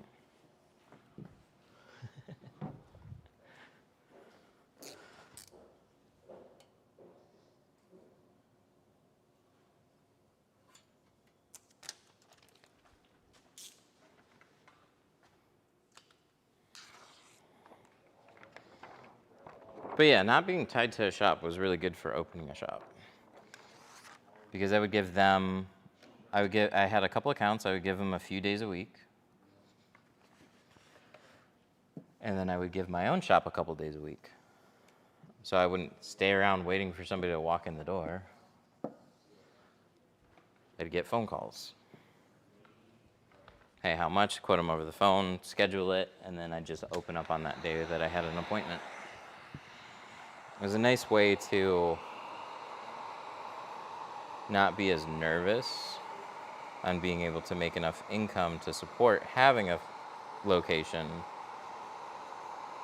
It worked out really well. And then when I just got busy enough, more consistently, I would just cut off one of the mobile accounts, the weaker one. And so I had a shop for like a good, I want to say year, almost maybe like year and a half. And then I just got too busy, made enough here, and then cut off my last mobile account because I just wanted to focus here.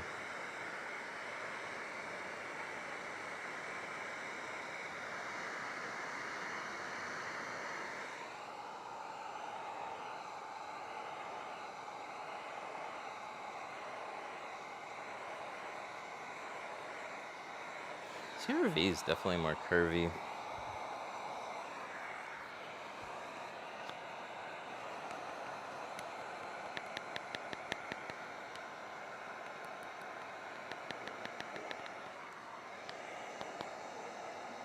Sorry if I booped the mic there.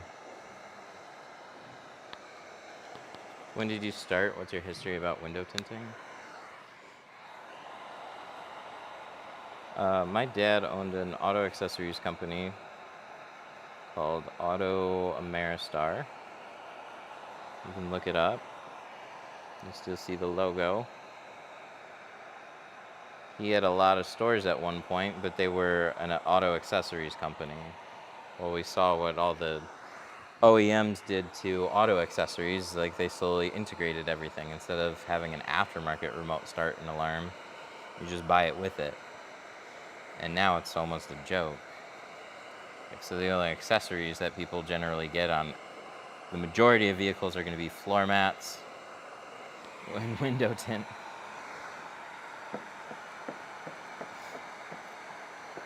You still, I mean, you obviously have paint protection film, vinyl, but in terms of just like sheer volume, window tinting is the biggest auto accessory that still exists. Coatings are a thing too that people will get. But there just isn't much aftermarket stuff that is as practical anymore. Not like it used to be.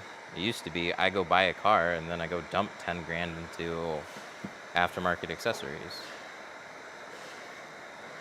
Now it's, oh, well, I can spend 10, 20, 30 grand more on my car and out of the dealership have it looking a lot like I want it to.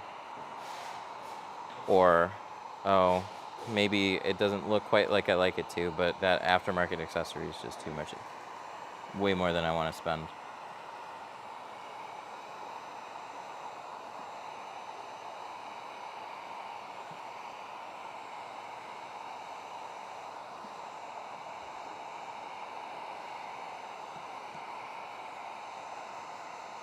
But I worked there. I started as a detailer. And then just with hanging around, people quit. You just start talking to other people that do other stuff, start learning things. You start saving them time, they teach you more stuff. So I was not looking to tint windows. It's just a good worker. And then one day, we had a window tinter. He didn't want to teach anybody. I wasn't trying to learn either. He just quit one day, though. And then we all of a sudden, we had a lot of tint that the shop would do. And I just didn't know how to tint. So he quit. I was asked if I wanted to learn how to tint. And I was going to school for aviation mechanics at the same time. So I was just learning both of those things at the same time.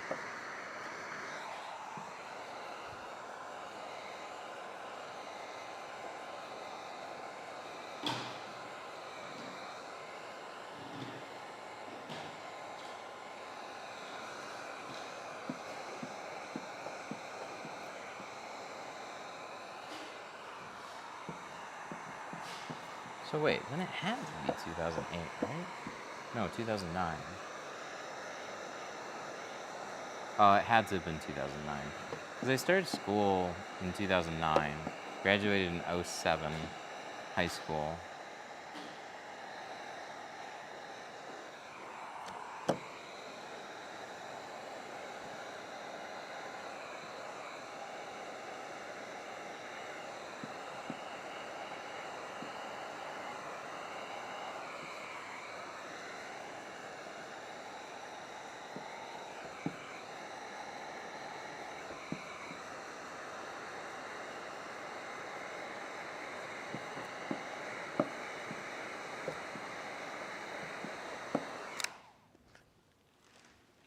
The process is different from the back window. Why? There's more film to shrink.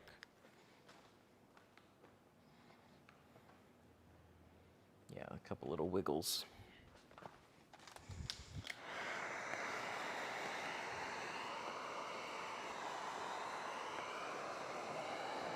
Back window just has more curve. Doors you can shrink wet just because of how simple they are. You could shrink doors dry if you wanted to. But it just takes longer to set up 4 doors to shrink dry, and they don't take much shrinking. You can do it wet. There's enough people that complain that you don't have to shrink them at all. Is it weird to tint the windshield and front, back, side windows, rose chameleon, and the rear sides? Just, no, not really. It's just preference. You do what you want to do. You get asked that from time to time. Is this weird? Is that? It's your car. It's your car. Nobody's looking at it closer than you are. Do what you want to do on it.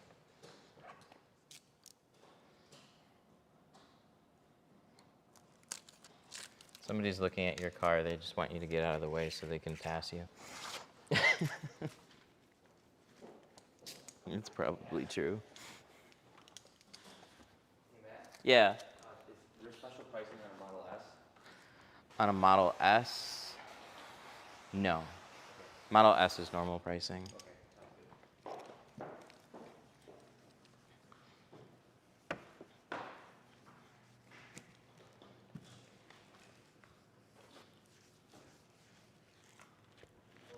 I like normal pricing.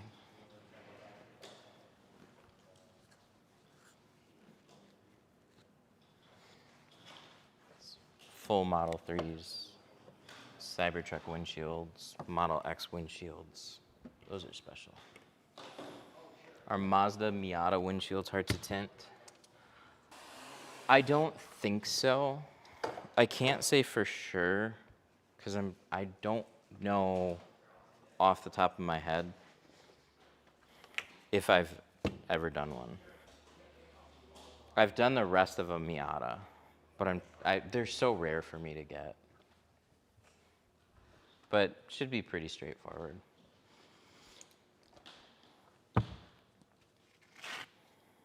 Let's get a new scrub pad.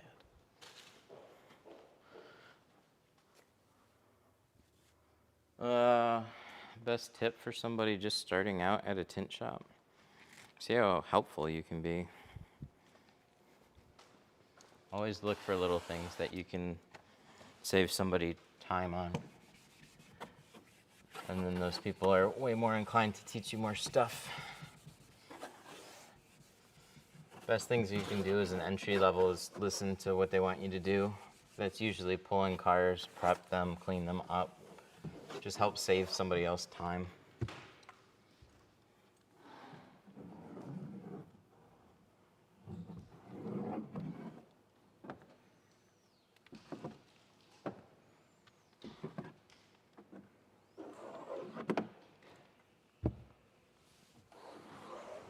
Oh, it's 12:38. I'm gonna be 10 minutes over where I wanted to be. We should do that. We should start setting time frames. I just space out on time when I'm streaming.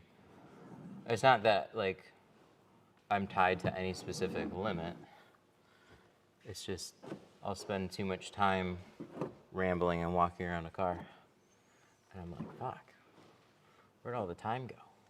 It's probably there.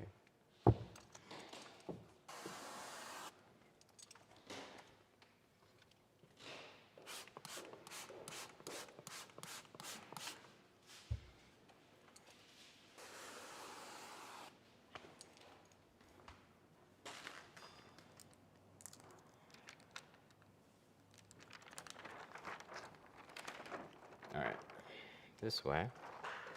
We're just gonna peel it off of the board. Make sure this is gonna stick.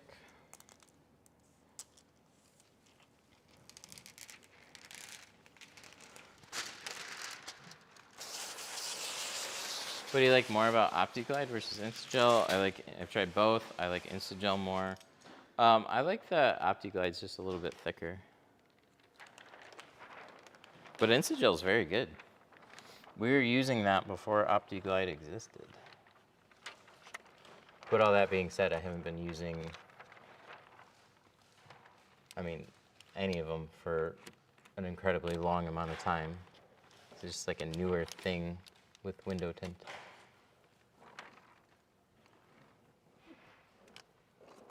But I always thought Instagel was definitely thick enough. I just liked OptiGlide a little bit more. I just tried adding, but I've noticed OptiGlide on certain windows will like beat up a little bit because it's just like there really isn't much in it. And then I added just a touch of soap to it the other day, and it helped OptiGlide spread out more. I was like, oh, okay, that was nice.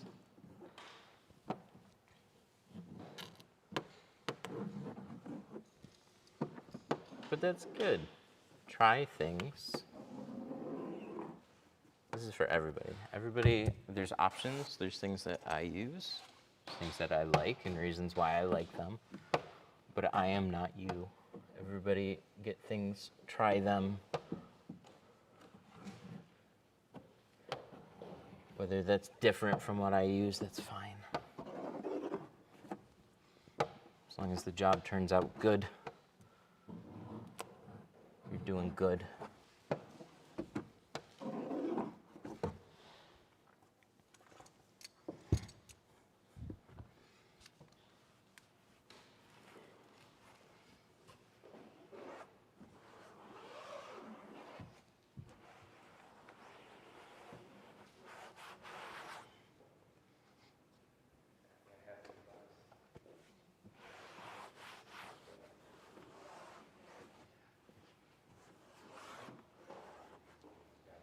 Here we go. How do you like the new Triad squeegees? They're my favorite. They're really good. I figured out what I like about the hybrid. I always said the material of the hybrid is different. And now I know you cannot make an injection molded squeegee with the same material that you can make a cast squeegee blade. So you have a mold and then you pour stuff. That's how you get a cast squeegee blade, I think. An injection mold is an actual physical mold, and the material gets pumped into that mold. So the types of squeegee blades that you'll get from an injection mold are going to feel different from cast. Hybrid is a cast one. Blue Max, as far as I know, is a cast squeegee blade. And these new Tri-Edge ones are cast squeegee blades. They're super nice. So that's one reason I'm trying this random, it says Blue Max, but this random old Blue Max blade that's not actually a Blue Max blade is because I picked it up years ago and it was just like a economical squeegee blade. But when I was using it, I was like, this is really nice. And I didn't know why, and now I know why. It's really good because it's a cast squeegee blade. Not all cast squeegee blades are really nice, but this material on this one is super nice. It's very similar to the Tri-Edge ones I'm using. I recently tried tinting. Took me 6 times to do the driver's side window, but it's an interesting process. You have to do it. It's not just simple cut and paste. What we see at the classes is what I went through. Tinting is just, it's a learned skill, and you can just do it over and over and over and over. Some of your tries will be better than others. You typically always learn something.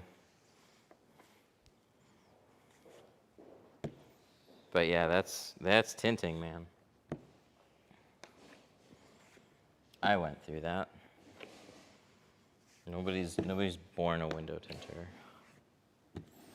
Although I did have one guy attend the class. He was owned a graphics business. He was a vinyl installer.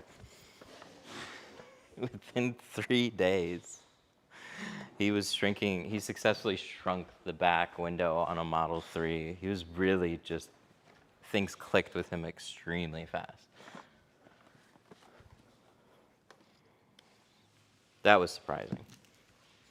So some people just have a knack for it. I had a customer bring in a RAM for me to do the windshield. And he's like, yeah, I tinted the front doors. I just need help with the windshield.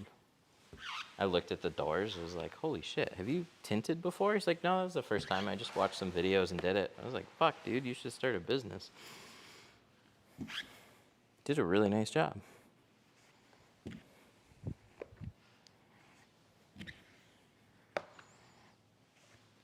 But that was definitely not me. I had a lot of issues, so still do. My first cut was way too short. Second was perfect, but too short. So a lot of times, too, we see people cut a decent pattern and forget to tack it, and they go to cut their top edge, and then the pattern shifts when they roll the window down. And then they're like, why doesn't this fit? I slid. Damn it. That's what our classes are. We just point out that kind of stuff over and over. And then it's like, oh, I get it.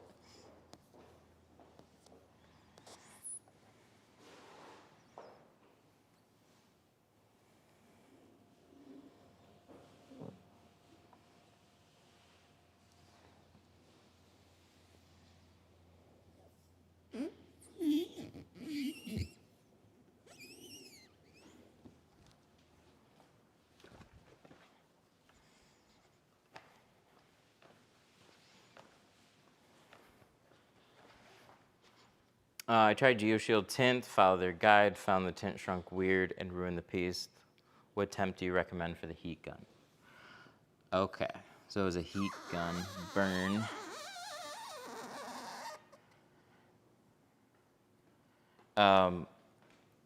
Heat guns, just like any heat source, it doesn't stay at that temperature. Or like the thing that you're pointing it at doesn't stay at the temperature you set the heat gun to. So if I put the heat gun at 750 and I point it at something, that thing is going to heat up to probably eventually 750, but it's gonna get hotter, it's gonna get cooler. You wanna find the temperature that the film starts reacting to. So once I get film on here, I'll show you exactly how to do that. We're gonna turn the heat gun on, and it's gonna require less heat when it's more in the center. It's gonna require a little more heat the farther out we go. But I'll show you how to find where it needs to be, because it's not an exact number. Any heat gun can do it. You just need this to get hot, and this has two settings. This has medium and a high setting. I just put them on high. I still don't know what temperature it is. It just gets really hot.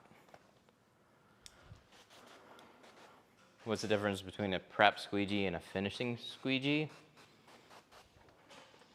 So a prep squeegee, you don't even need, I'll just put that. You can use like a medium squeegee and do everything. I did that for years. But like a prep squeegee is gonna be, it's helpful to just have a nice soft squeegee, because you want something that'll just mold to the glass without having to put much pressure on it. But when you're squeegeeing water out of the film, you need that squeegee blade to be harder. So I have two squeegee blades that I really like. This one, the Tri-Edge Wax. This is Pros Blade Tri-Edge Wax. The orange one's really, really soft. I use that one as my prep squeegee, and then I use their medium one or their harder one, and I'll use them interchangeably in the same way. This one's a little harder, blue one's a little softer. Both of them are really good for pushing out water.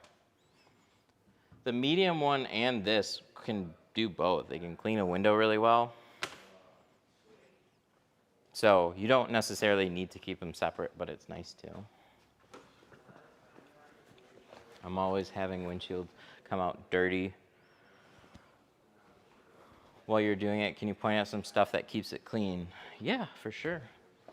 We'll go through, we got a windshield to do. Let's take this out of here. I'm gonna put this here. So if I back out, I'm gonna run it over unless I put it back in his car. That's how I don't forget things.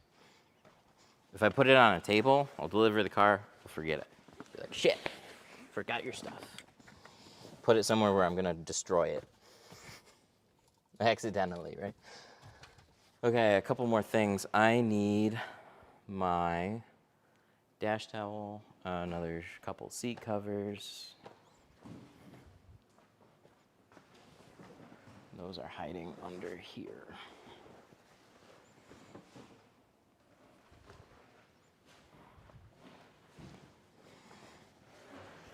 We're gonna start with cleaning. Oh, I hope I didn't just say a sticker somewhere.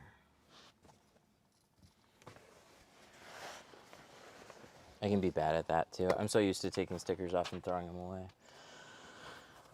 I hope I didn't just get rid of this other camera sticker. It's around here somewhere. It hasn't left. But where I put it, I'm not sure yet. I'll find it.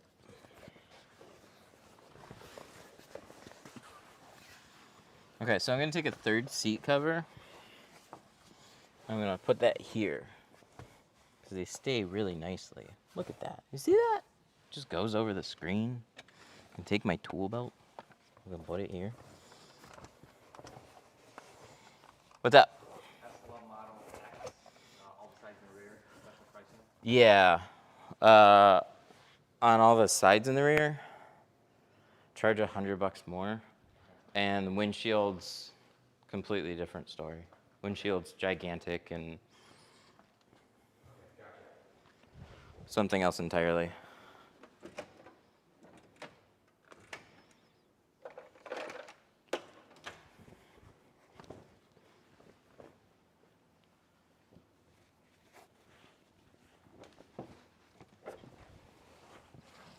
Just because it's got the rear gull-wing doors. It's a little bit different, but that fucking front windshield Oh my God. That thing's crazy.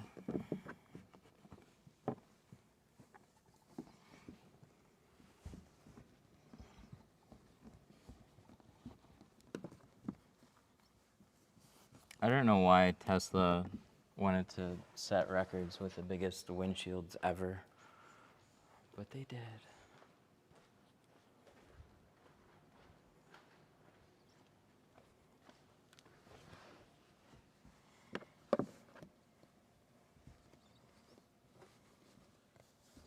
All right, we got that tucked in. That's good. And now we can prep the rest of it.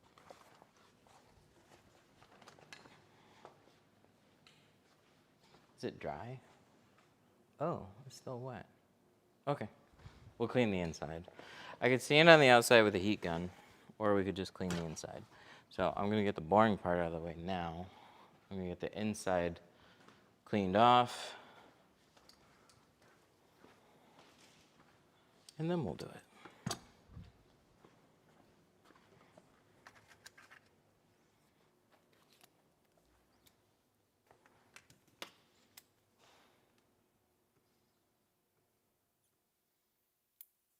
Is the tint brush actually good to use? I have something different from a tint brush that I use. They definitely have their place, for sure. I just have something that's a little bit thinner.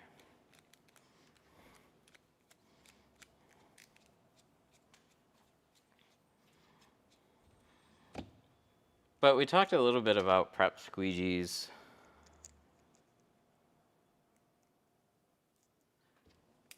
And so when you lay the film on the glass, you can take a brush or just a soft squeegee blade and smooth the film out because there's a lot of ripples in it. And you can evenly spread things out. And that helps a lot. It just helps a lot, especially if you're newer to installations.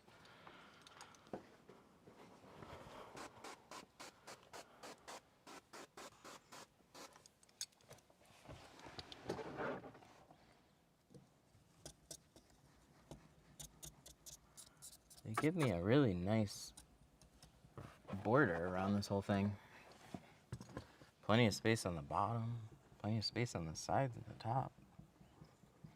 Good job, Honda. Why can't most companies do this? So we're taking a blade and we're just putting nice scratch lines all through it, you know, because it's a razor blade. So before we do an expensive windshield, let's fuck it up first.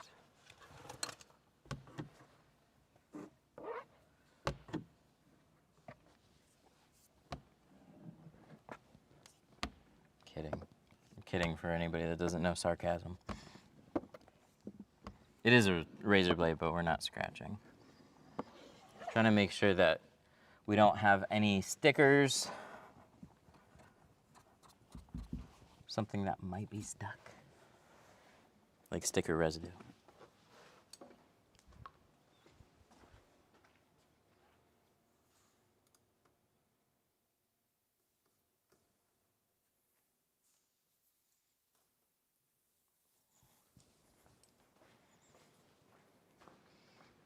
When you're gonna reveal the hotbox experiment, you wanna, it's still fine. It's been sitting in there for what, like a month now? There's nothing to report, it's still the same. So the only thing I can think to do is like, what do I do, like up my strength?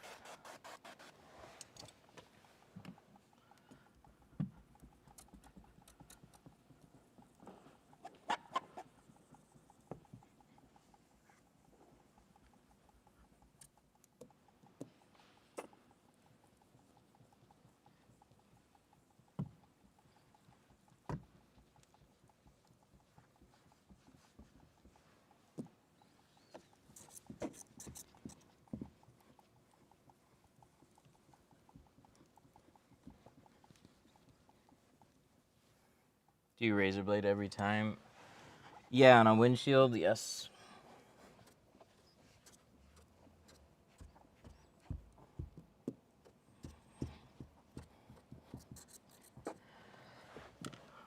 Because windshields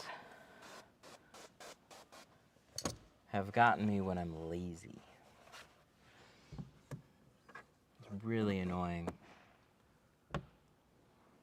And it's been almost every friggin' spot.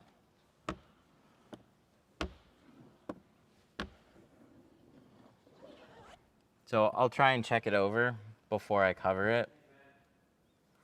And then I just try and save time and clean the inside while the outside is drying. But what would happen from time to time is like you get used to, oh, that one turned out nice, that one turned out nice. And then I just go and razor blade a windshield really quick. But I'm just doing it with my hand, and I'm not being super thorough. And then in the hard to reach areas is the spots that would always like come back to get me.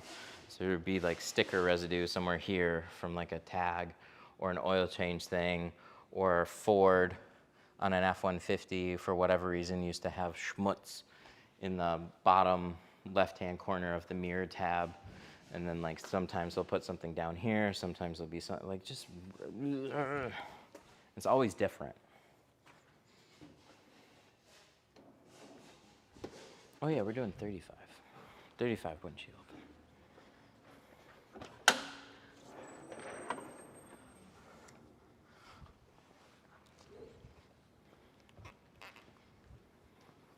So I got tired of that.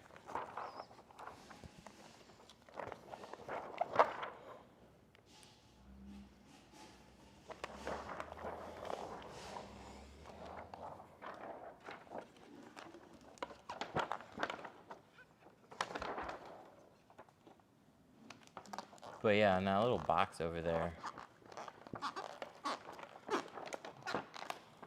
I don't know. I either gotta put it through some more, like a combo of more heat. I don't think it's getting as much UV as it should though.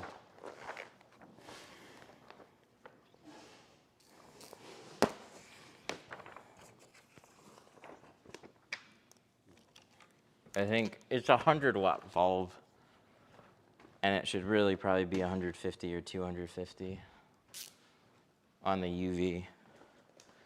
It would just be a lot more sunburny. 35 is really nice on a windshield. He had 5 on another car, and he's like, this will be the first time I got a windshield. So we're doing 15. We almost did 5. We're doing 15 and 35.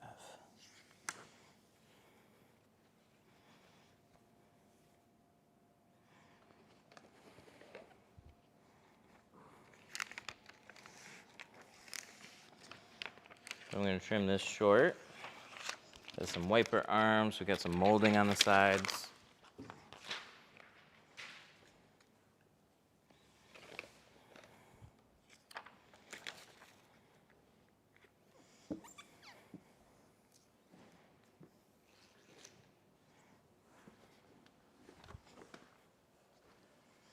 $20 on the windshield.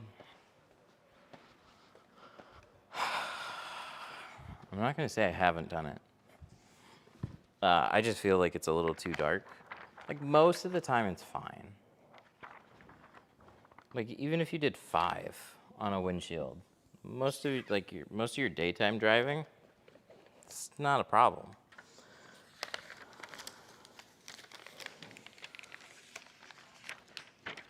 But it's when it starts raining or it's foggy, just generally harder to see.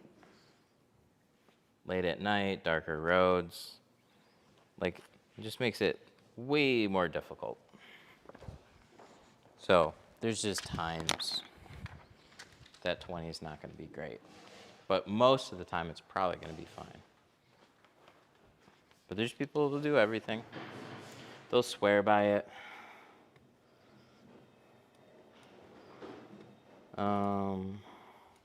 One second, guys. Sorry. I think my chat is not working on here, which seems to be par for the course. Should be working now. Oh, wow. Okay. What are the prices for this job? It was $350 for all the sides and the rear, and then we added a windshield, and now it's more. How do you like your flooring? It's really nice for light work. It eventually gets dirty, and you should break it up and clean underneath of it if you want to, you know, like there's dirt under there. It hasn't been cleaned in over a year now. But if you're washing cars and there's lots of water under there, it's just not going to dry out very quickly unless you have floor drains. So keep that in mind. Still requires maintenance, just less frequent, but then there's more of it.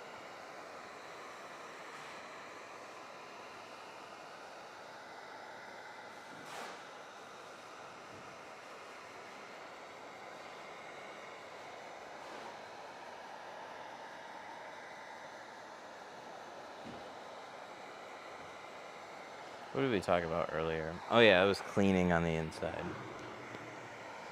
So we're at the shrinking part. The inside's been cleaned off. We still have to dust it off before we install. But this is first.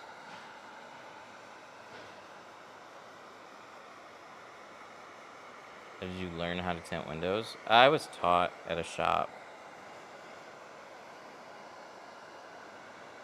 I was lucky in that, but I wouldn't have seeked out window tinting. Window tinting was just like happenstance.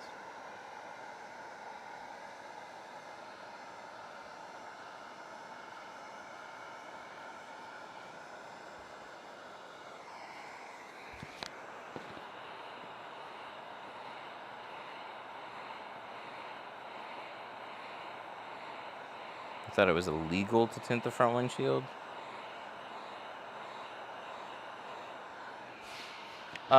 It depends on the state. Some are just blanket illegal. Some have restrictions. So Michigan's restriction is doctor's note. It's been that way for many, many, many, many years. So if he has a doctor's note, he's good to go.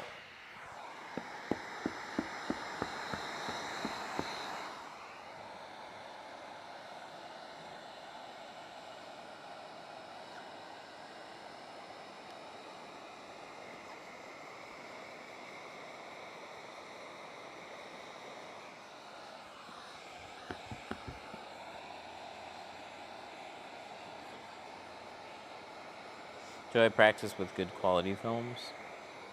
That or a cheap dyed film. The in-between stuff with carbon and ceramic can be kind of rough. It depends.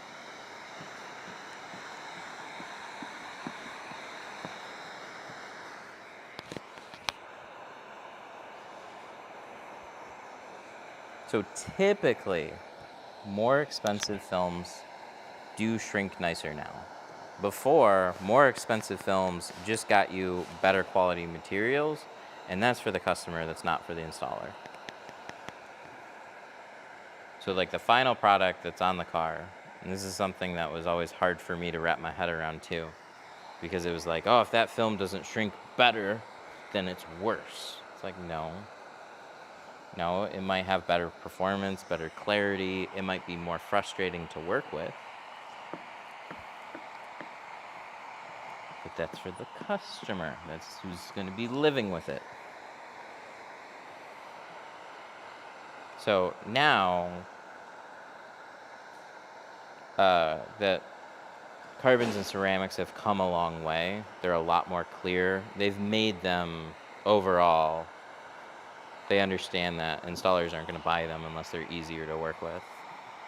So largely, they're all easier to work with now. It used to be very rubbery, burn more easily,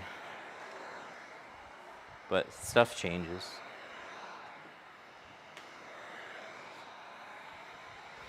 For the windshield, how do you shrink it so it doesn't want to lift the sides? So you always anchor the sides down, or you know what to look for. And since you don't know what to look for, you anchor them. So I'll lift this back up. Now this is loose. We have fingers coming out everywhere. We're gonna pull it tight. And then we're gonna take the edge of this card. We're just gonna tack down the sides. And we're not gonna touch a heat gun on the very edge of the window. We can shrink up to it, but just give yourself a little bit of margin on the sides.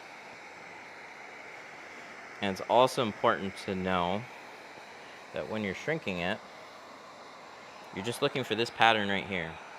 These little waves. That's it. If you see the waves, don't shrink them anymore. You don't need to see a wave that goes all the way across. You just need to start to see some light waves form.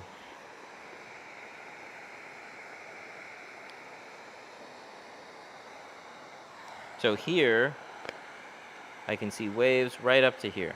And then I've got loose material here, where there's a little bit, but it's still like what I would describe as muddy. It's not very defined. So we're not going to shrink or card, or we're not going to card past that line that I drew earlier. Now we can continue to shrink. Just that over and over again. TikTok timed out. Damn it.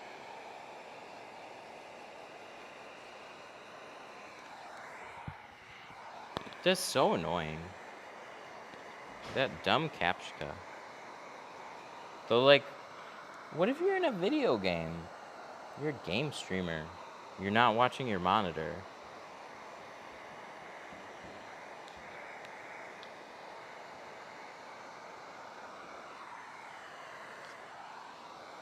But thank you for letting me know.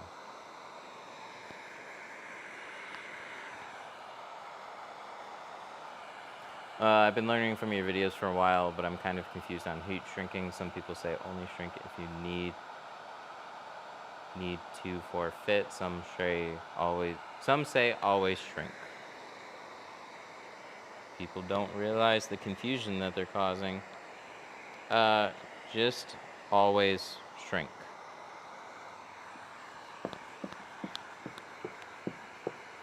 If you always shrink, you're not going to have fingers pop up.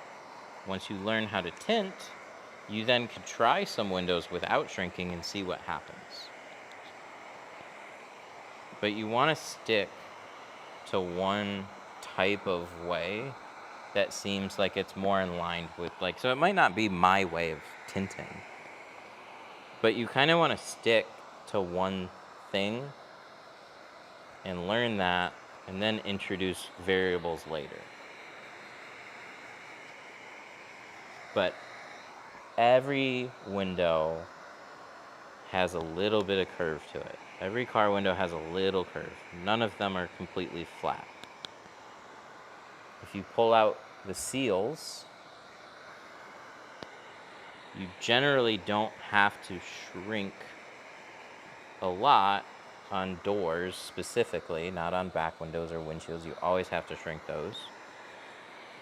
But on doors, they don't have as much curve, and if you don't have seals in the way, it's much easier to evenly distribute the film.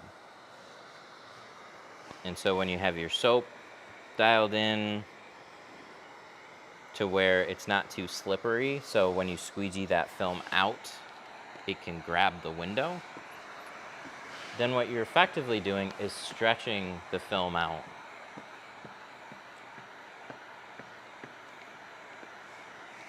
Instead of shrinking it to fit the curve. Because tint does stretch a little bit.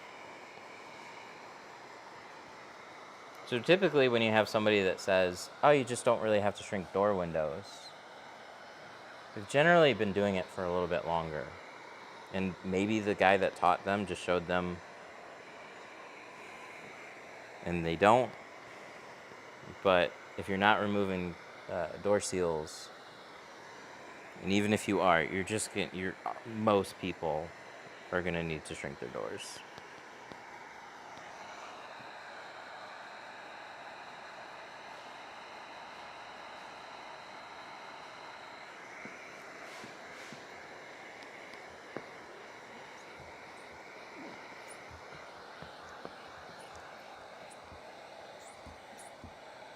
All right, I gotta change since TikTok timed out, I have a chance to try it again. Been selling cars for a year, getting tired of chasing people. Yeah, that's sales. Been thinking of going full time working for a tint shop as I'm doing my own side jobs right now.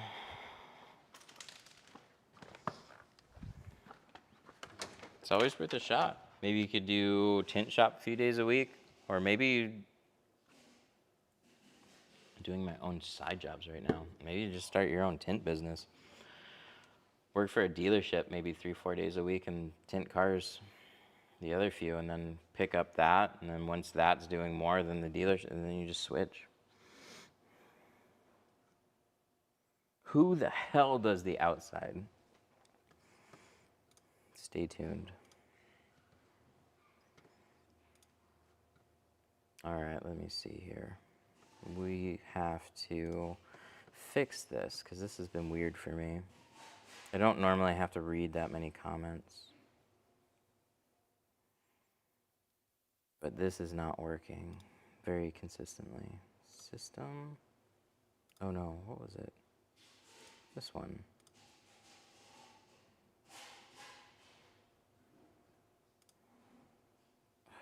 Now I gotta pick a voice.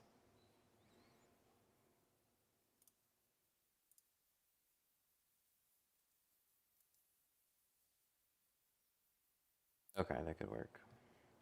Copy link. We're gonna go to here, docs, custom browser docs. I'm gonna delete this, paste that, click apply, and go poof.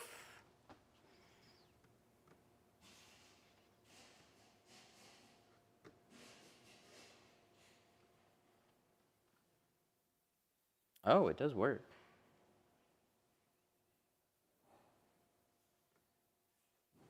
Well, it worked for one.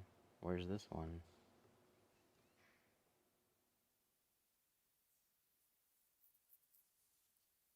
Okay, that worked.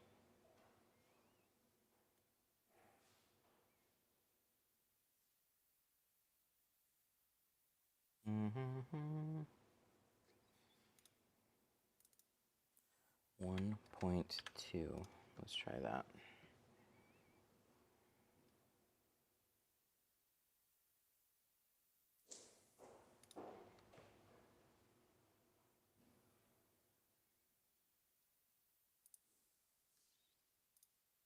Copy link, docs, custom browser docs. There's got like a huge delay now in between messages, and then it stops for a while, and then it lists them all. Oops. This helps me work a lot if I can just apply and close. Okay. Sorry, I cut that message out, whatever that was. You can type it in again. All right, we're gonna start this. Bring TikTok back in. And then we're gonna go here. Activate.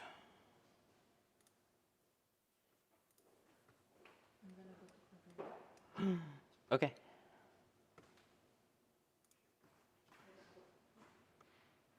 Huh?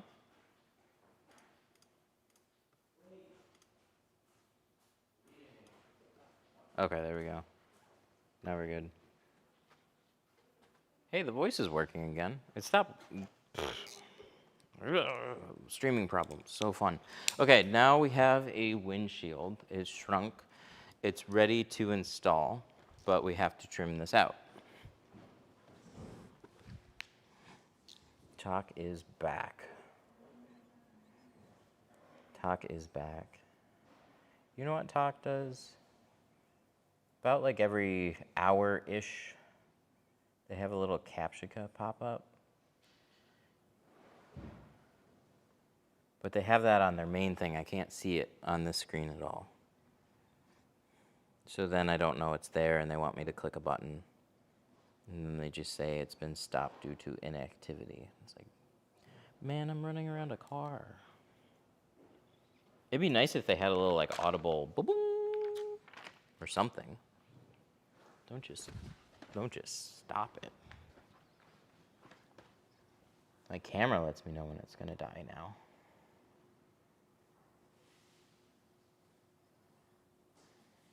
This chat voice. I've used this chat voice before, and for whatever reason, there was an update, and then everything stopped working, and then we had to switch it, and then that was working, and now it stopped working, and this is working again. So I don't know. As long as it's working, I'm happy.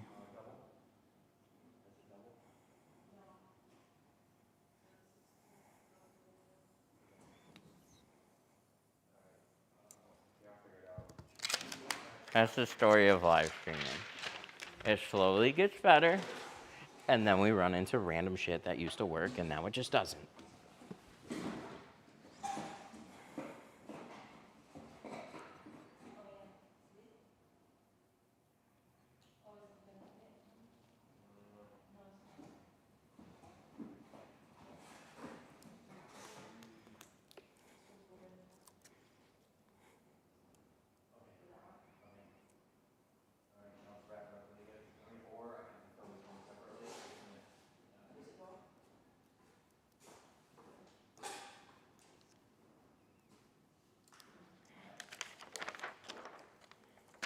Ta-da!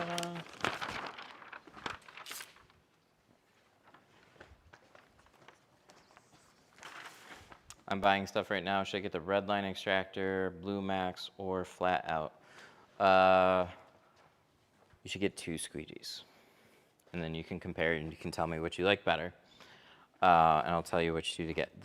I was never a huge fan of the red line. Where's my...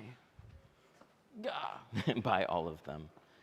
Wow, everything goes missing right now. Oh, here it is. This one is super good. It's not going to be quite as hard as the Blue Max. This one is going to be more in line with the Blue Max, but it is just a little bit softer. The material on this is super nice though. This is a Pros Blade Wax. So I would get the Blue Max and the Pros Blade Wax. Just tell me which one you like better. But you're in the right direction on those. I was really happy. Like my favorite squeegee blades were the hybrid, but it was a little bit softer. Just really like the material. And then the Blue Max came out with a new Blue Max. And the new Blue Max has been really good, a little bit harder, and I kind of went back and forth. Sometimes like hybrid's really good, Blue Max is really good. And then Tri-Edge came out with their wax series, and I'm just using those exclusively now. They're all super nice. I tinted the Camry. When I squeegee the bottom, fingers don't disappear. You didn't shrink it completely. Or you didn't evenly distribute the film. You prefer those rather than fusions? Yes.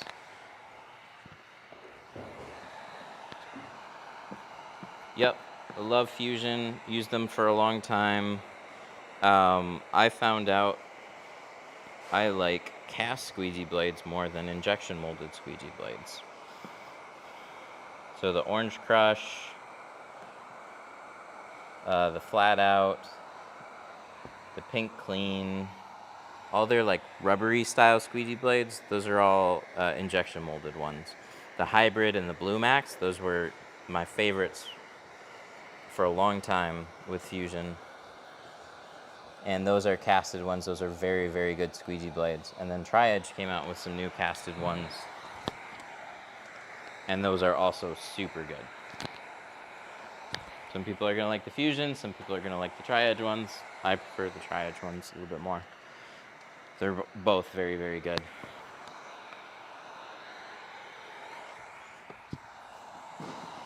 Okay, so if you shrink a windshield and then you trim it out, you'll often have these little waves on the edge, and you want to just take a heat gun and make sure you get it real close and you flatten that back out. You re-shrink the edge to tighten it up so you don't have fingers popping up on the inside. But if it looks perfectly smooth on the outside, it should install perfectly smooth on the inside. If it was lifting somewhere, then chances are it's going to lift. You just got to make sure everything looks nice and flat.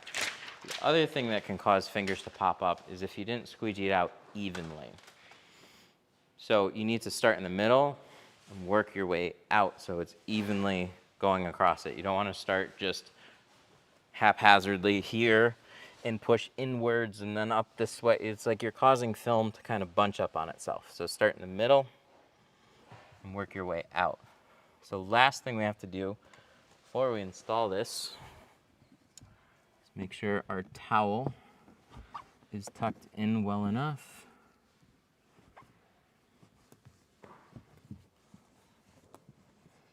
Nice and flat. We got a good amount of space at the bottom, which is always nice. We're gonna dust this off. Whip off the edges, gellify it, and slap it in there. What do you mean by evenly distribute the film? Like if you're trying to smooth out a bed sheet, like you're pulling a bed sheet over a mattress. You can have, if you're not, it's not even, you're gonna have wrinkles somewhere. There's definitely better analogies somewhere. But we're gonna evenly smooth the film out so we don't cause any wrinkles.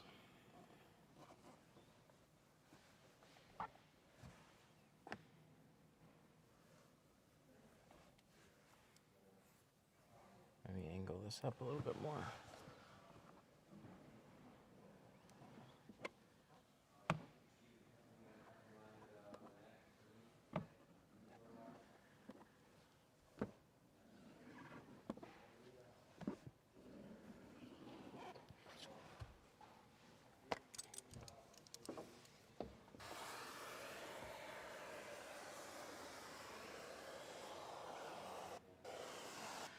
Yeah, window film is really unforgiving. It's like packing tape. It's very crinkly and it's got adhesive on it. And we're trying to get that to lay perfectly flat over a rounded surface.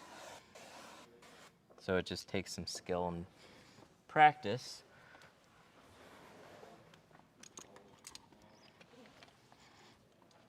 Do you always reverse roll? Yeah. Almost always.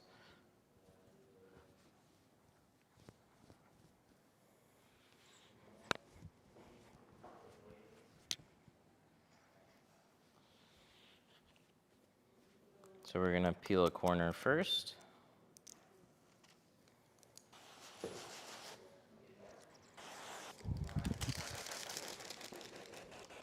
We're gonna pick up this corner. I'm gonna spray all underneath.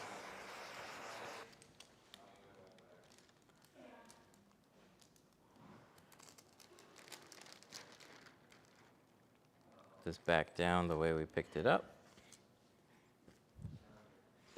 And we're gonna go to the other side. Yeah, these hose reels here, those are connected to that spray tank. I'm not using that one right now. I gotta clean those lines out.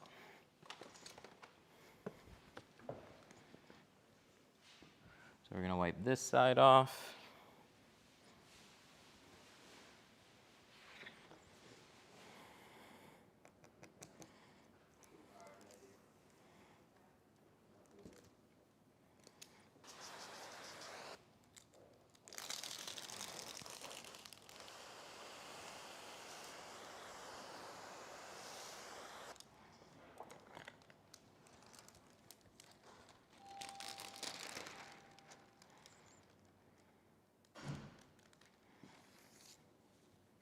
Lay that back down.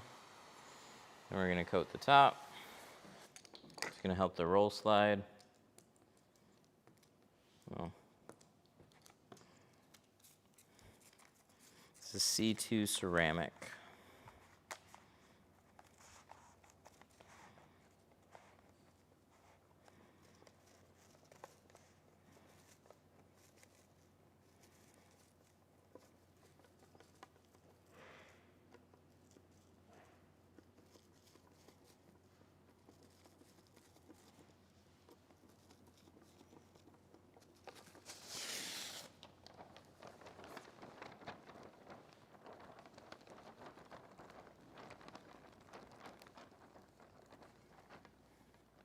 Oh, Geo Shield, that's right.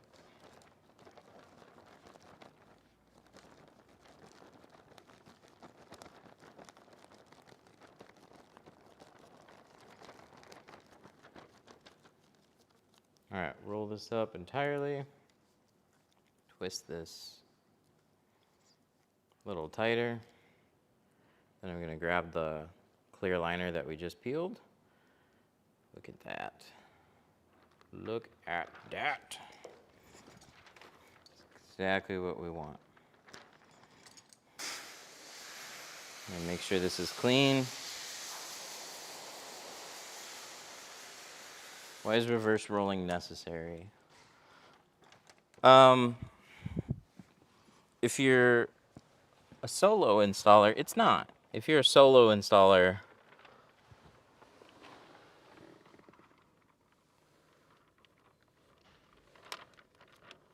I just don't have enough hands to do this in one sheet.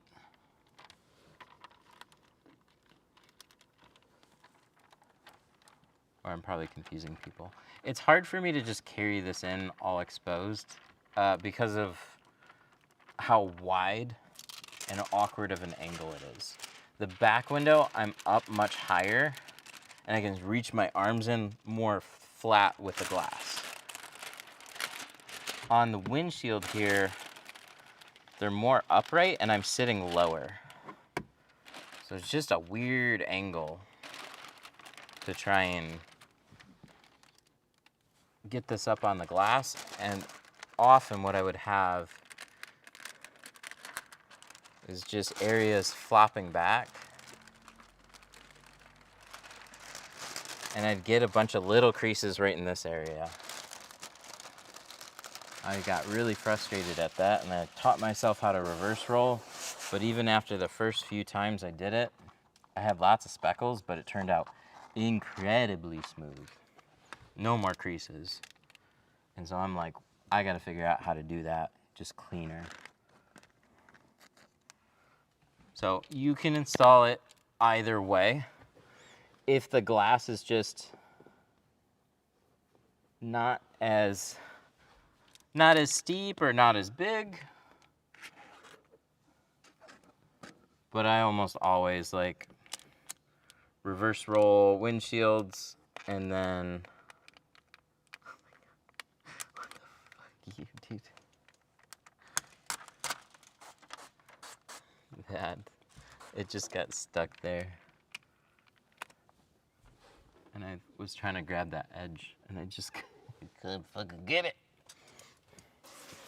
Stupid. Okay, let me get my evenly spreading tool. This guy right here. So I got a bunch of ripples and I can take it just a short squeegee blade.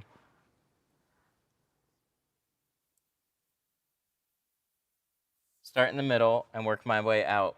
But the most important thing is just to make sure that these big fingers, they just go out evenly. Because if I take a harder squeegee and I squeegee here and then I squeegee over here and then it's a pressure sensitive adhesive. So anywhere you squeegee it down will start to stick to the glass. So you don't want it to stick to the window and then drive extra air through where you just squeegeed it down. So like the tint brush they're just ways of, look at all that. Just catching all these big air pockets and fanning the film out.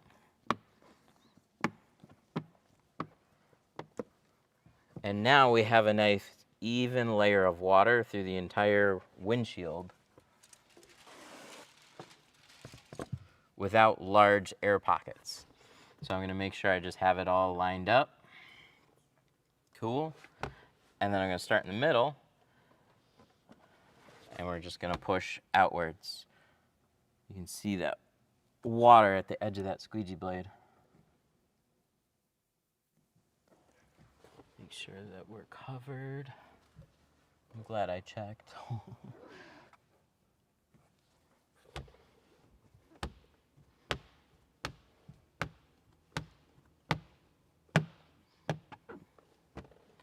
But start in the middle, and you just work your way out.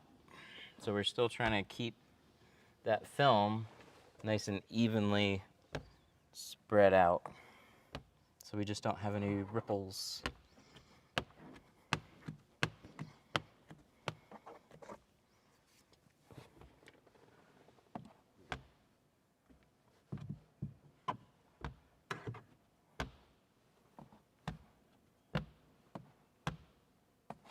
Ta-da!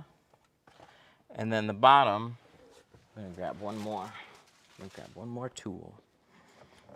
Just slim slam. This is a good one for it.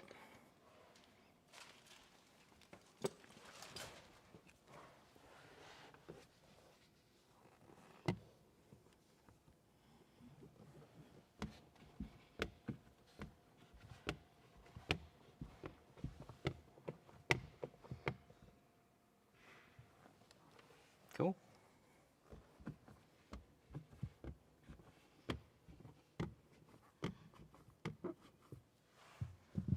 Now we're gonna scrub off the outside, see what it looks like. Tri-edge for the win. Tri-edge, that's good stuff. They're taking over my tool belt. Squeegee blades, cards, shrinking card, scrub it.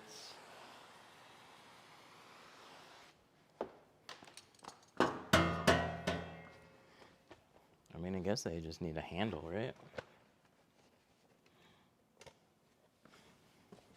And a few other odds and ends.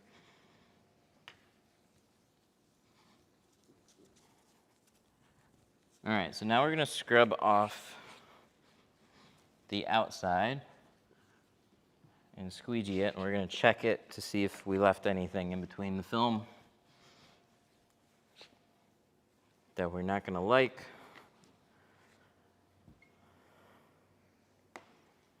What's your standard for speckles? There's not an exact number. It's where are they and how big are they?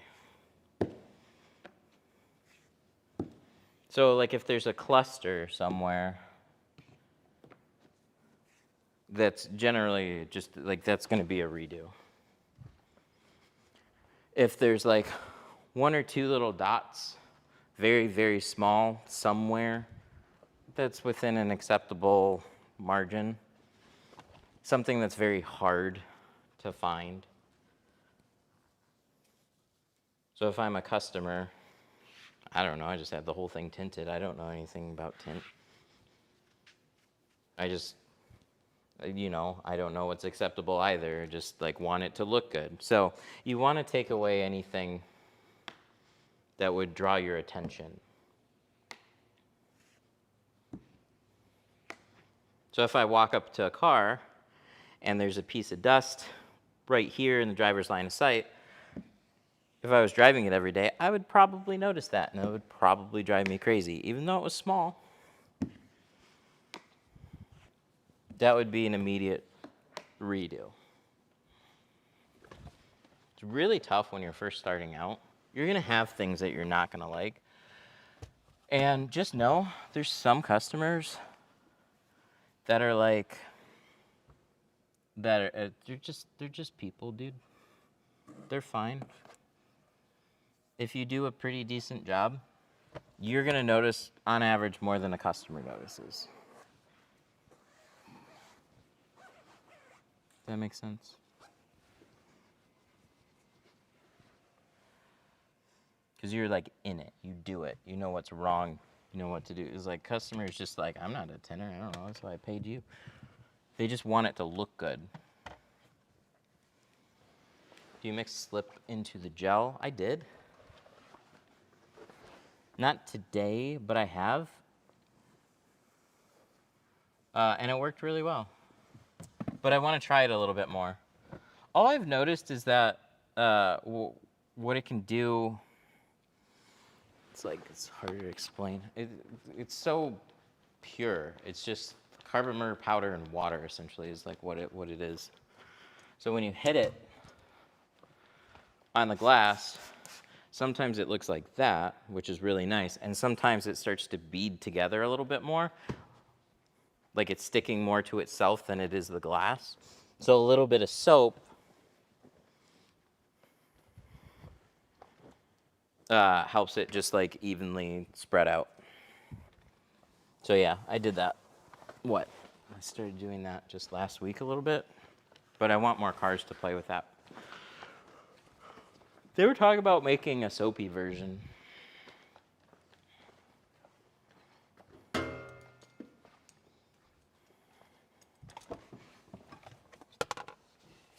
Looking good.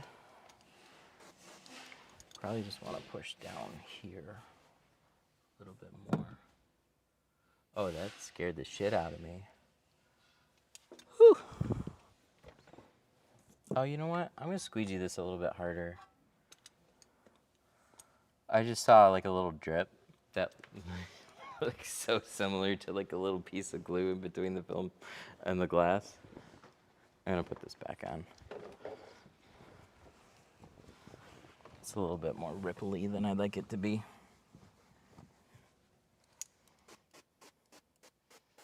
We'll go over it one more time.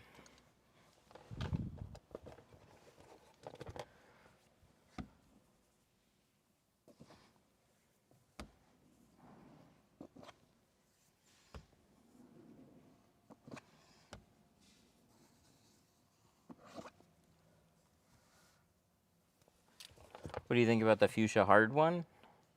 This one? This one's really good. What pink one?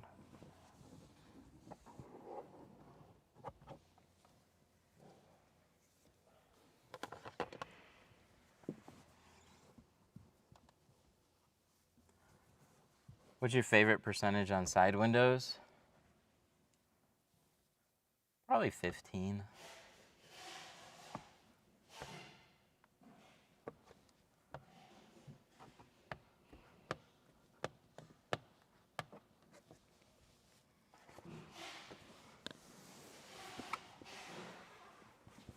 All right, let's throw this over there.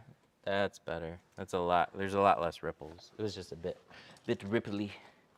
We can do better. Dries out faster.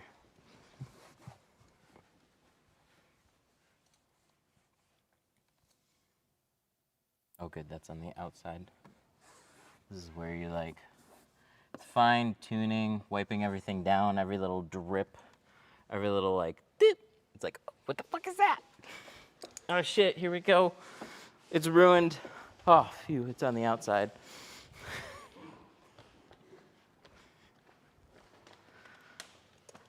20's a little light, 15's that perfect spot. Yeah, 15's really nice. I was talking to this customer, I really want a 10.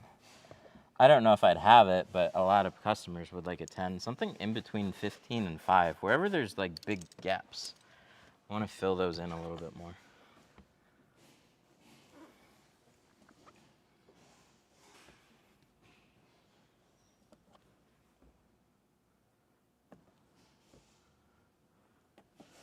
Having issues with window films drying too fast in the heat, what would you recommend? More soap and gel. I'd probably coat the entire thing just in, like, clean it off. Get a gel, put a little soap in your gel too, and then coat the window.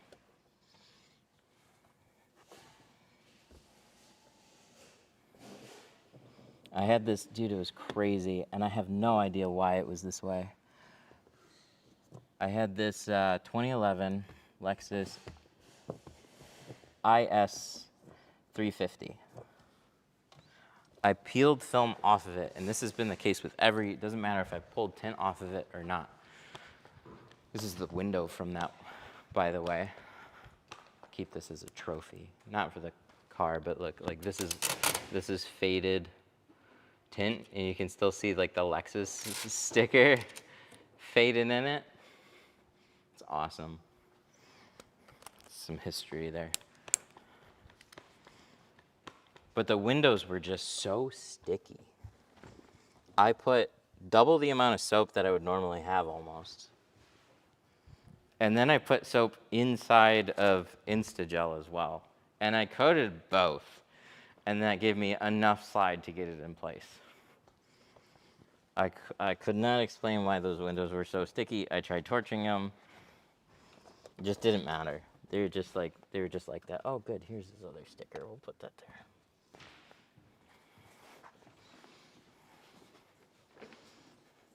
That's a cheap film that faded in the sun. And on that Lexus, I peeled it right off that Lexus.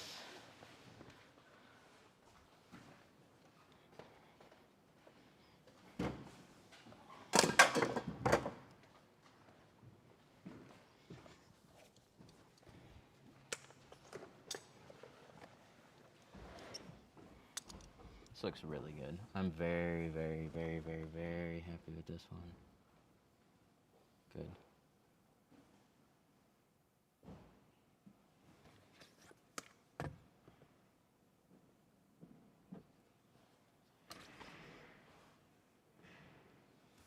And these, that's on the outside.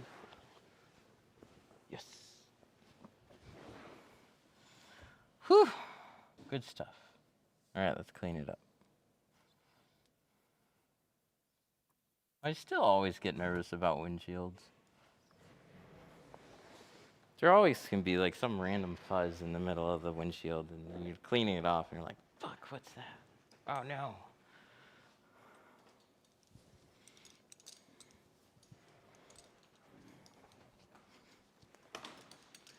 Are factory tint labels accurate? Does adding 50 to factory actually equal 35? They get pretty close.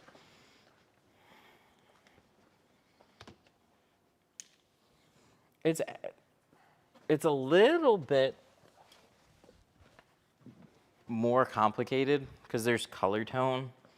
Some color tones are a bit stronger. Like 50 has a little bit of color to it. 35 has more color to it. So, for example, we had a car in here and it had a lighter factory tint on the back. We tinted the front in a 20, and we were trying to match the back to the rear, or the back to the front. And it makes sense numbers-wise to do 50. And then I put both of them up there, and I was like, I think the 35 looks nicer. I didn't tell him. Just invited him on back, look at this, which one do you like better? And like in 2 seconds, he was just like, oh yeah, that one. And he pointed right at the 35. He's like, that one looks far better.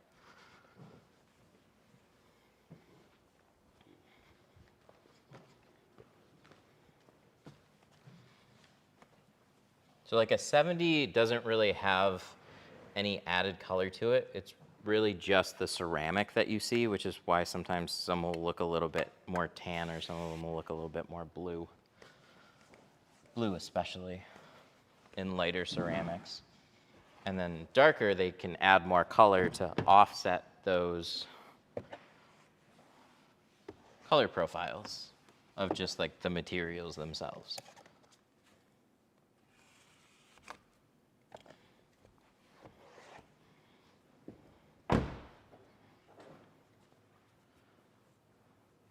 I struggled unrolling a windshield yesterday. Oh, I've been there.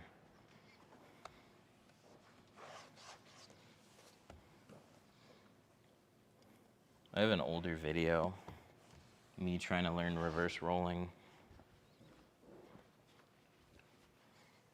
Nobody around me that I interacted with knew how to reverse roll. So I would ask people in like forum groups and then watch whatever I could find, but there wasn't really a dedicated video to it.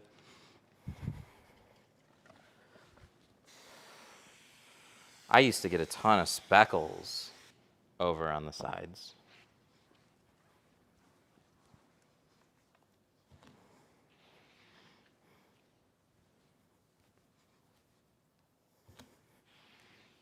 The way that, like, I used to squeegee underneath the film, wipe off before I installed, which I do that, but I used to try a whole bunch of random stuff.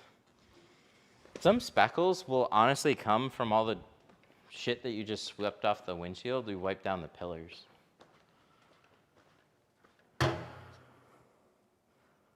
What would help with getting creases while installing windshields? Reverse rolling for your actual install. And then the other bit is just learning how to shrink better. If you look at the last few videos that I've done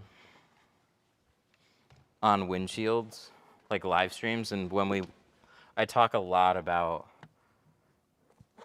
how to shrink your corners so you don't pinch them. A lot of people get pinches in their corners.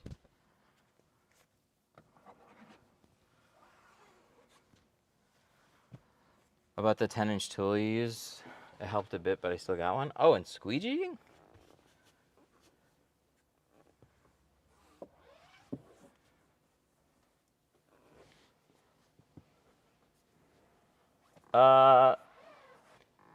Can you take a video of yourself installing and then post it in our group?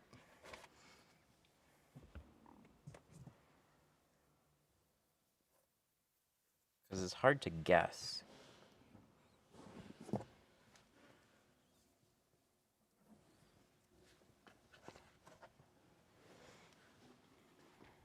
That tool that I use to help evenly spread out the windshield, like, again, you got to make sure you start in the middle and evenly work your stuff out. So you can put a little pressure with that. I didn't get a crease until I installed it. Yeah, it's so weird that it's like, the easier part is squeegeeing out the windshield. You just got to make sure you do it evenly. So getting a crease then sounds like something is binding. Like it's just a spot got stuck.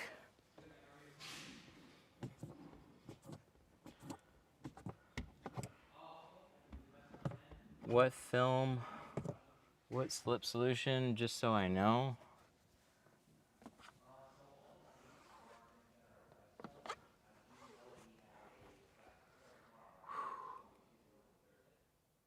This looks good.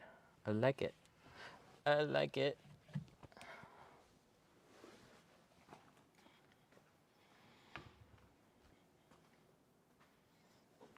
Could be a potential dry spot.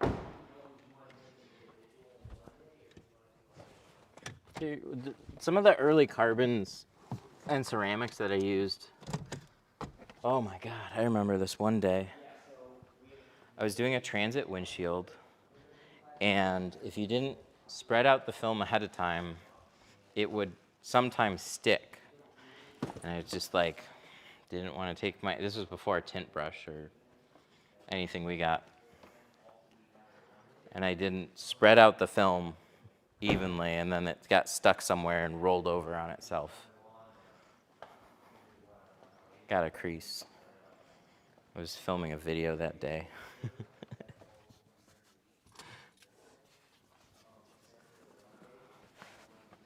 All right.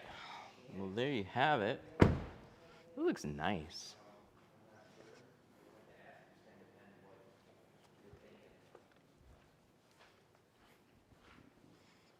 Gotta close the rear. But I think he's gonna be really happy with this. He wanted to go darker, but not limo. That's gonna be this.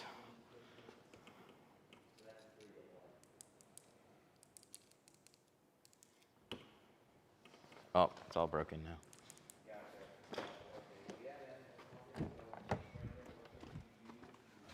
It's all broken. Oh, it's that dead? Oh, it's actually like.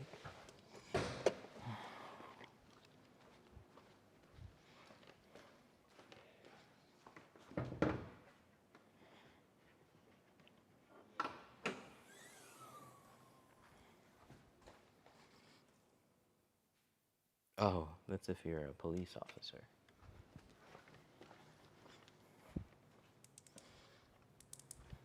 Yes, she's dead. What did you do over factory? We did 35. It was 28 on the rear. And so we just made it a little bit darker. It meters now at 10%. Right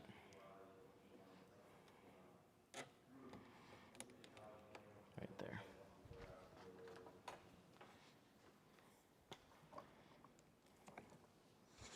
We'll turn this on low first.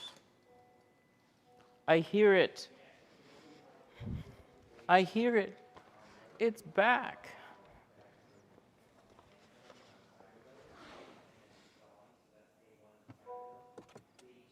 Good. We'll put it on 40.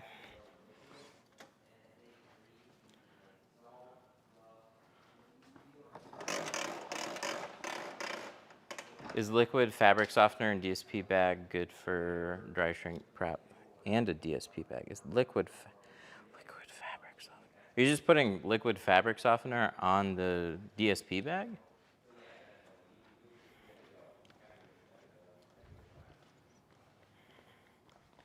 Oh, I just got where did I put that bottle? Damn. This was a few weeks ago now. Somebody said to get a spray wax. And I bought one. But I gotta find it now. Shit. You just reminded me of that. Ooh, another tape roll. Just keep that there.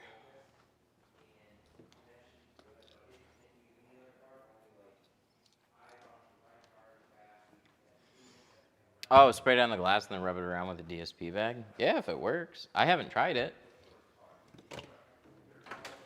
But I've been able to shrink with a whole bunch of different stuff. Getting a car tinted and they got a dead battery? Oh, that's on me. It's not on him.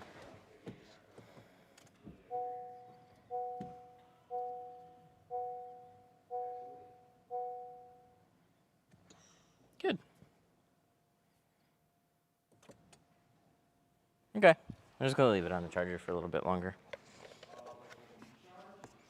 But yeah, that was definitely on me.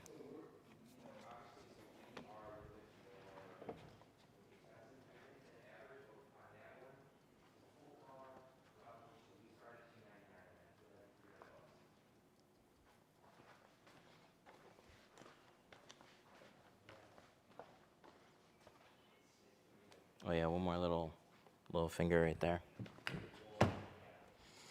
Alrighty. You didn't have the car on? Well, I tinted the rest of it, so I definitely had the car on. 50 or 35 for the front windshield. I did 35 on this one. 50s are most popular. 35 is as dark as I would go, where it's still very practical, but gives you a nice, more private look. Helps cut down on glare, but it's still really easy to drive with.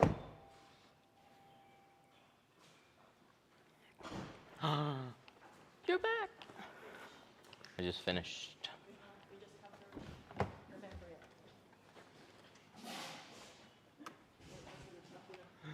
it. Do we still have meatballs in there? Do we still have meatballs in there? I want to tint, but nobody will hire me. That's annoying. That gets really difficult. Yeah, there's no way around it. You just have to, hey, it's a class film. We should be getting short rolls too, but nice. We got some class film for tomorrow. We're teaching a class tomorrow. You gotta figure out how to make it work, my guy. Tint your own car over and over again.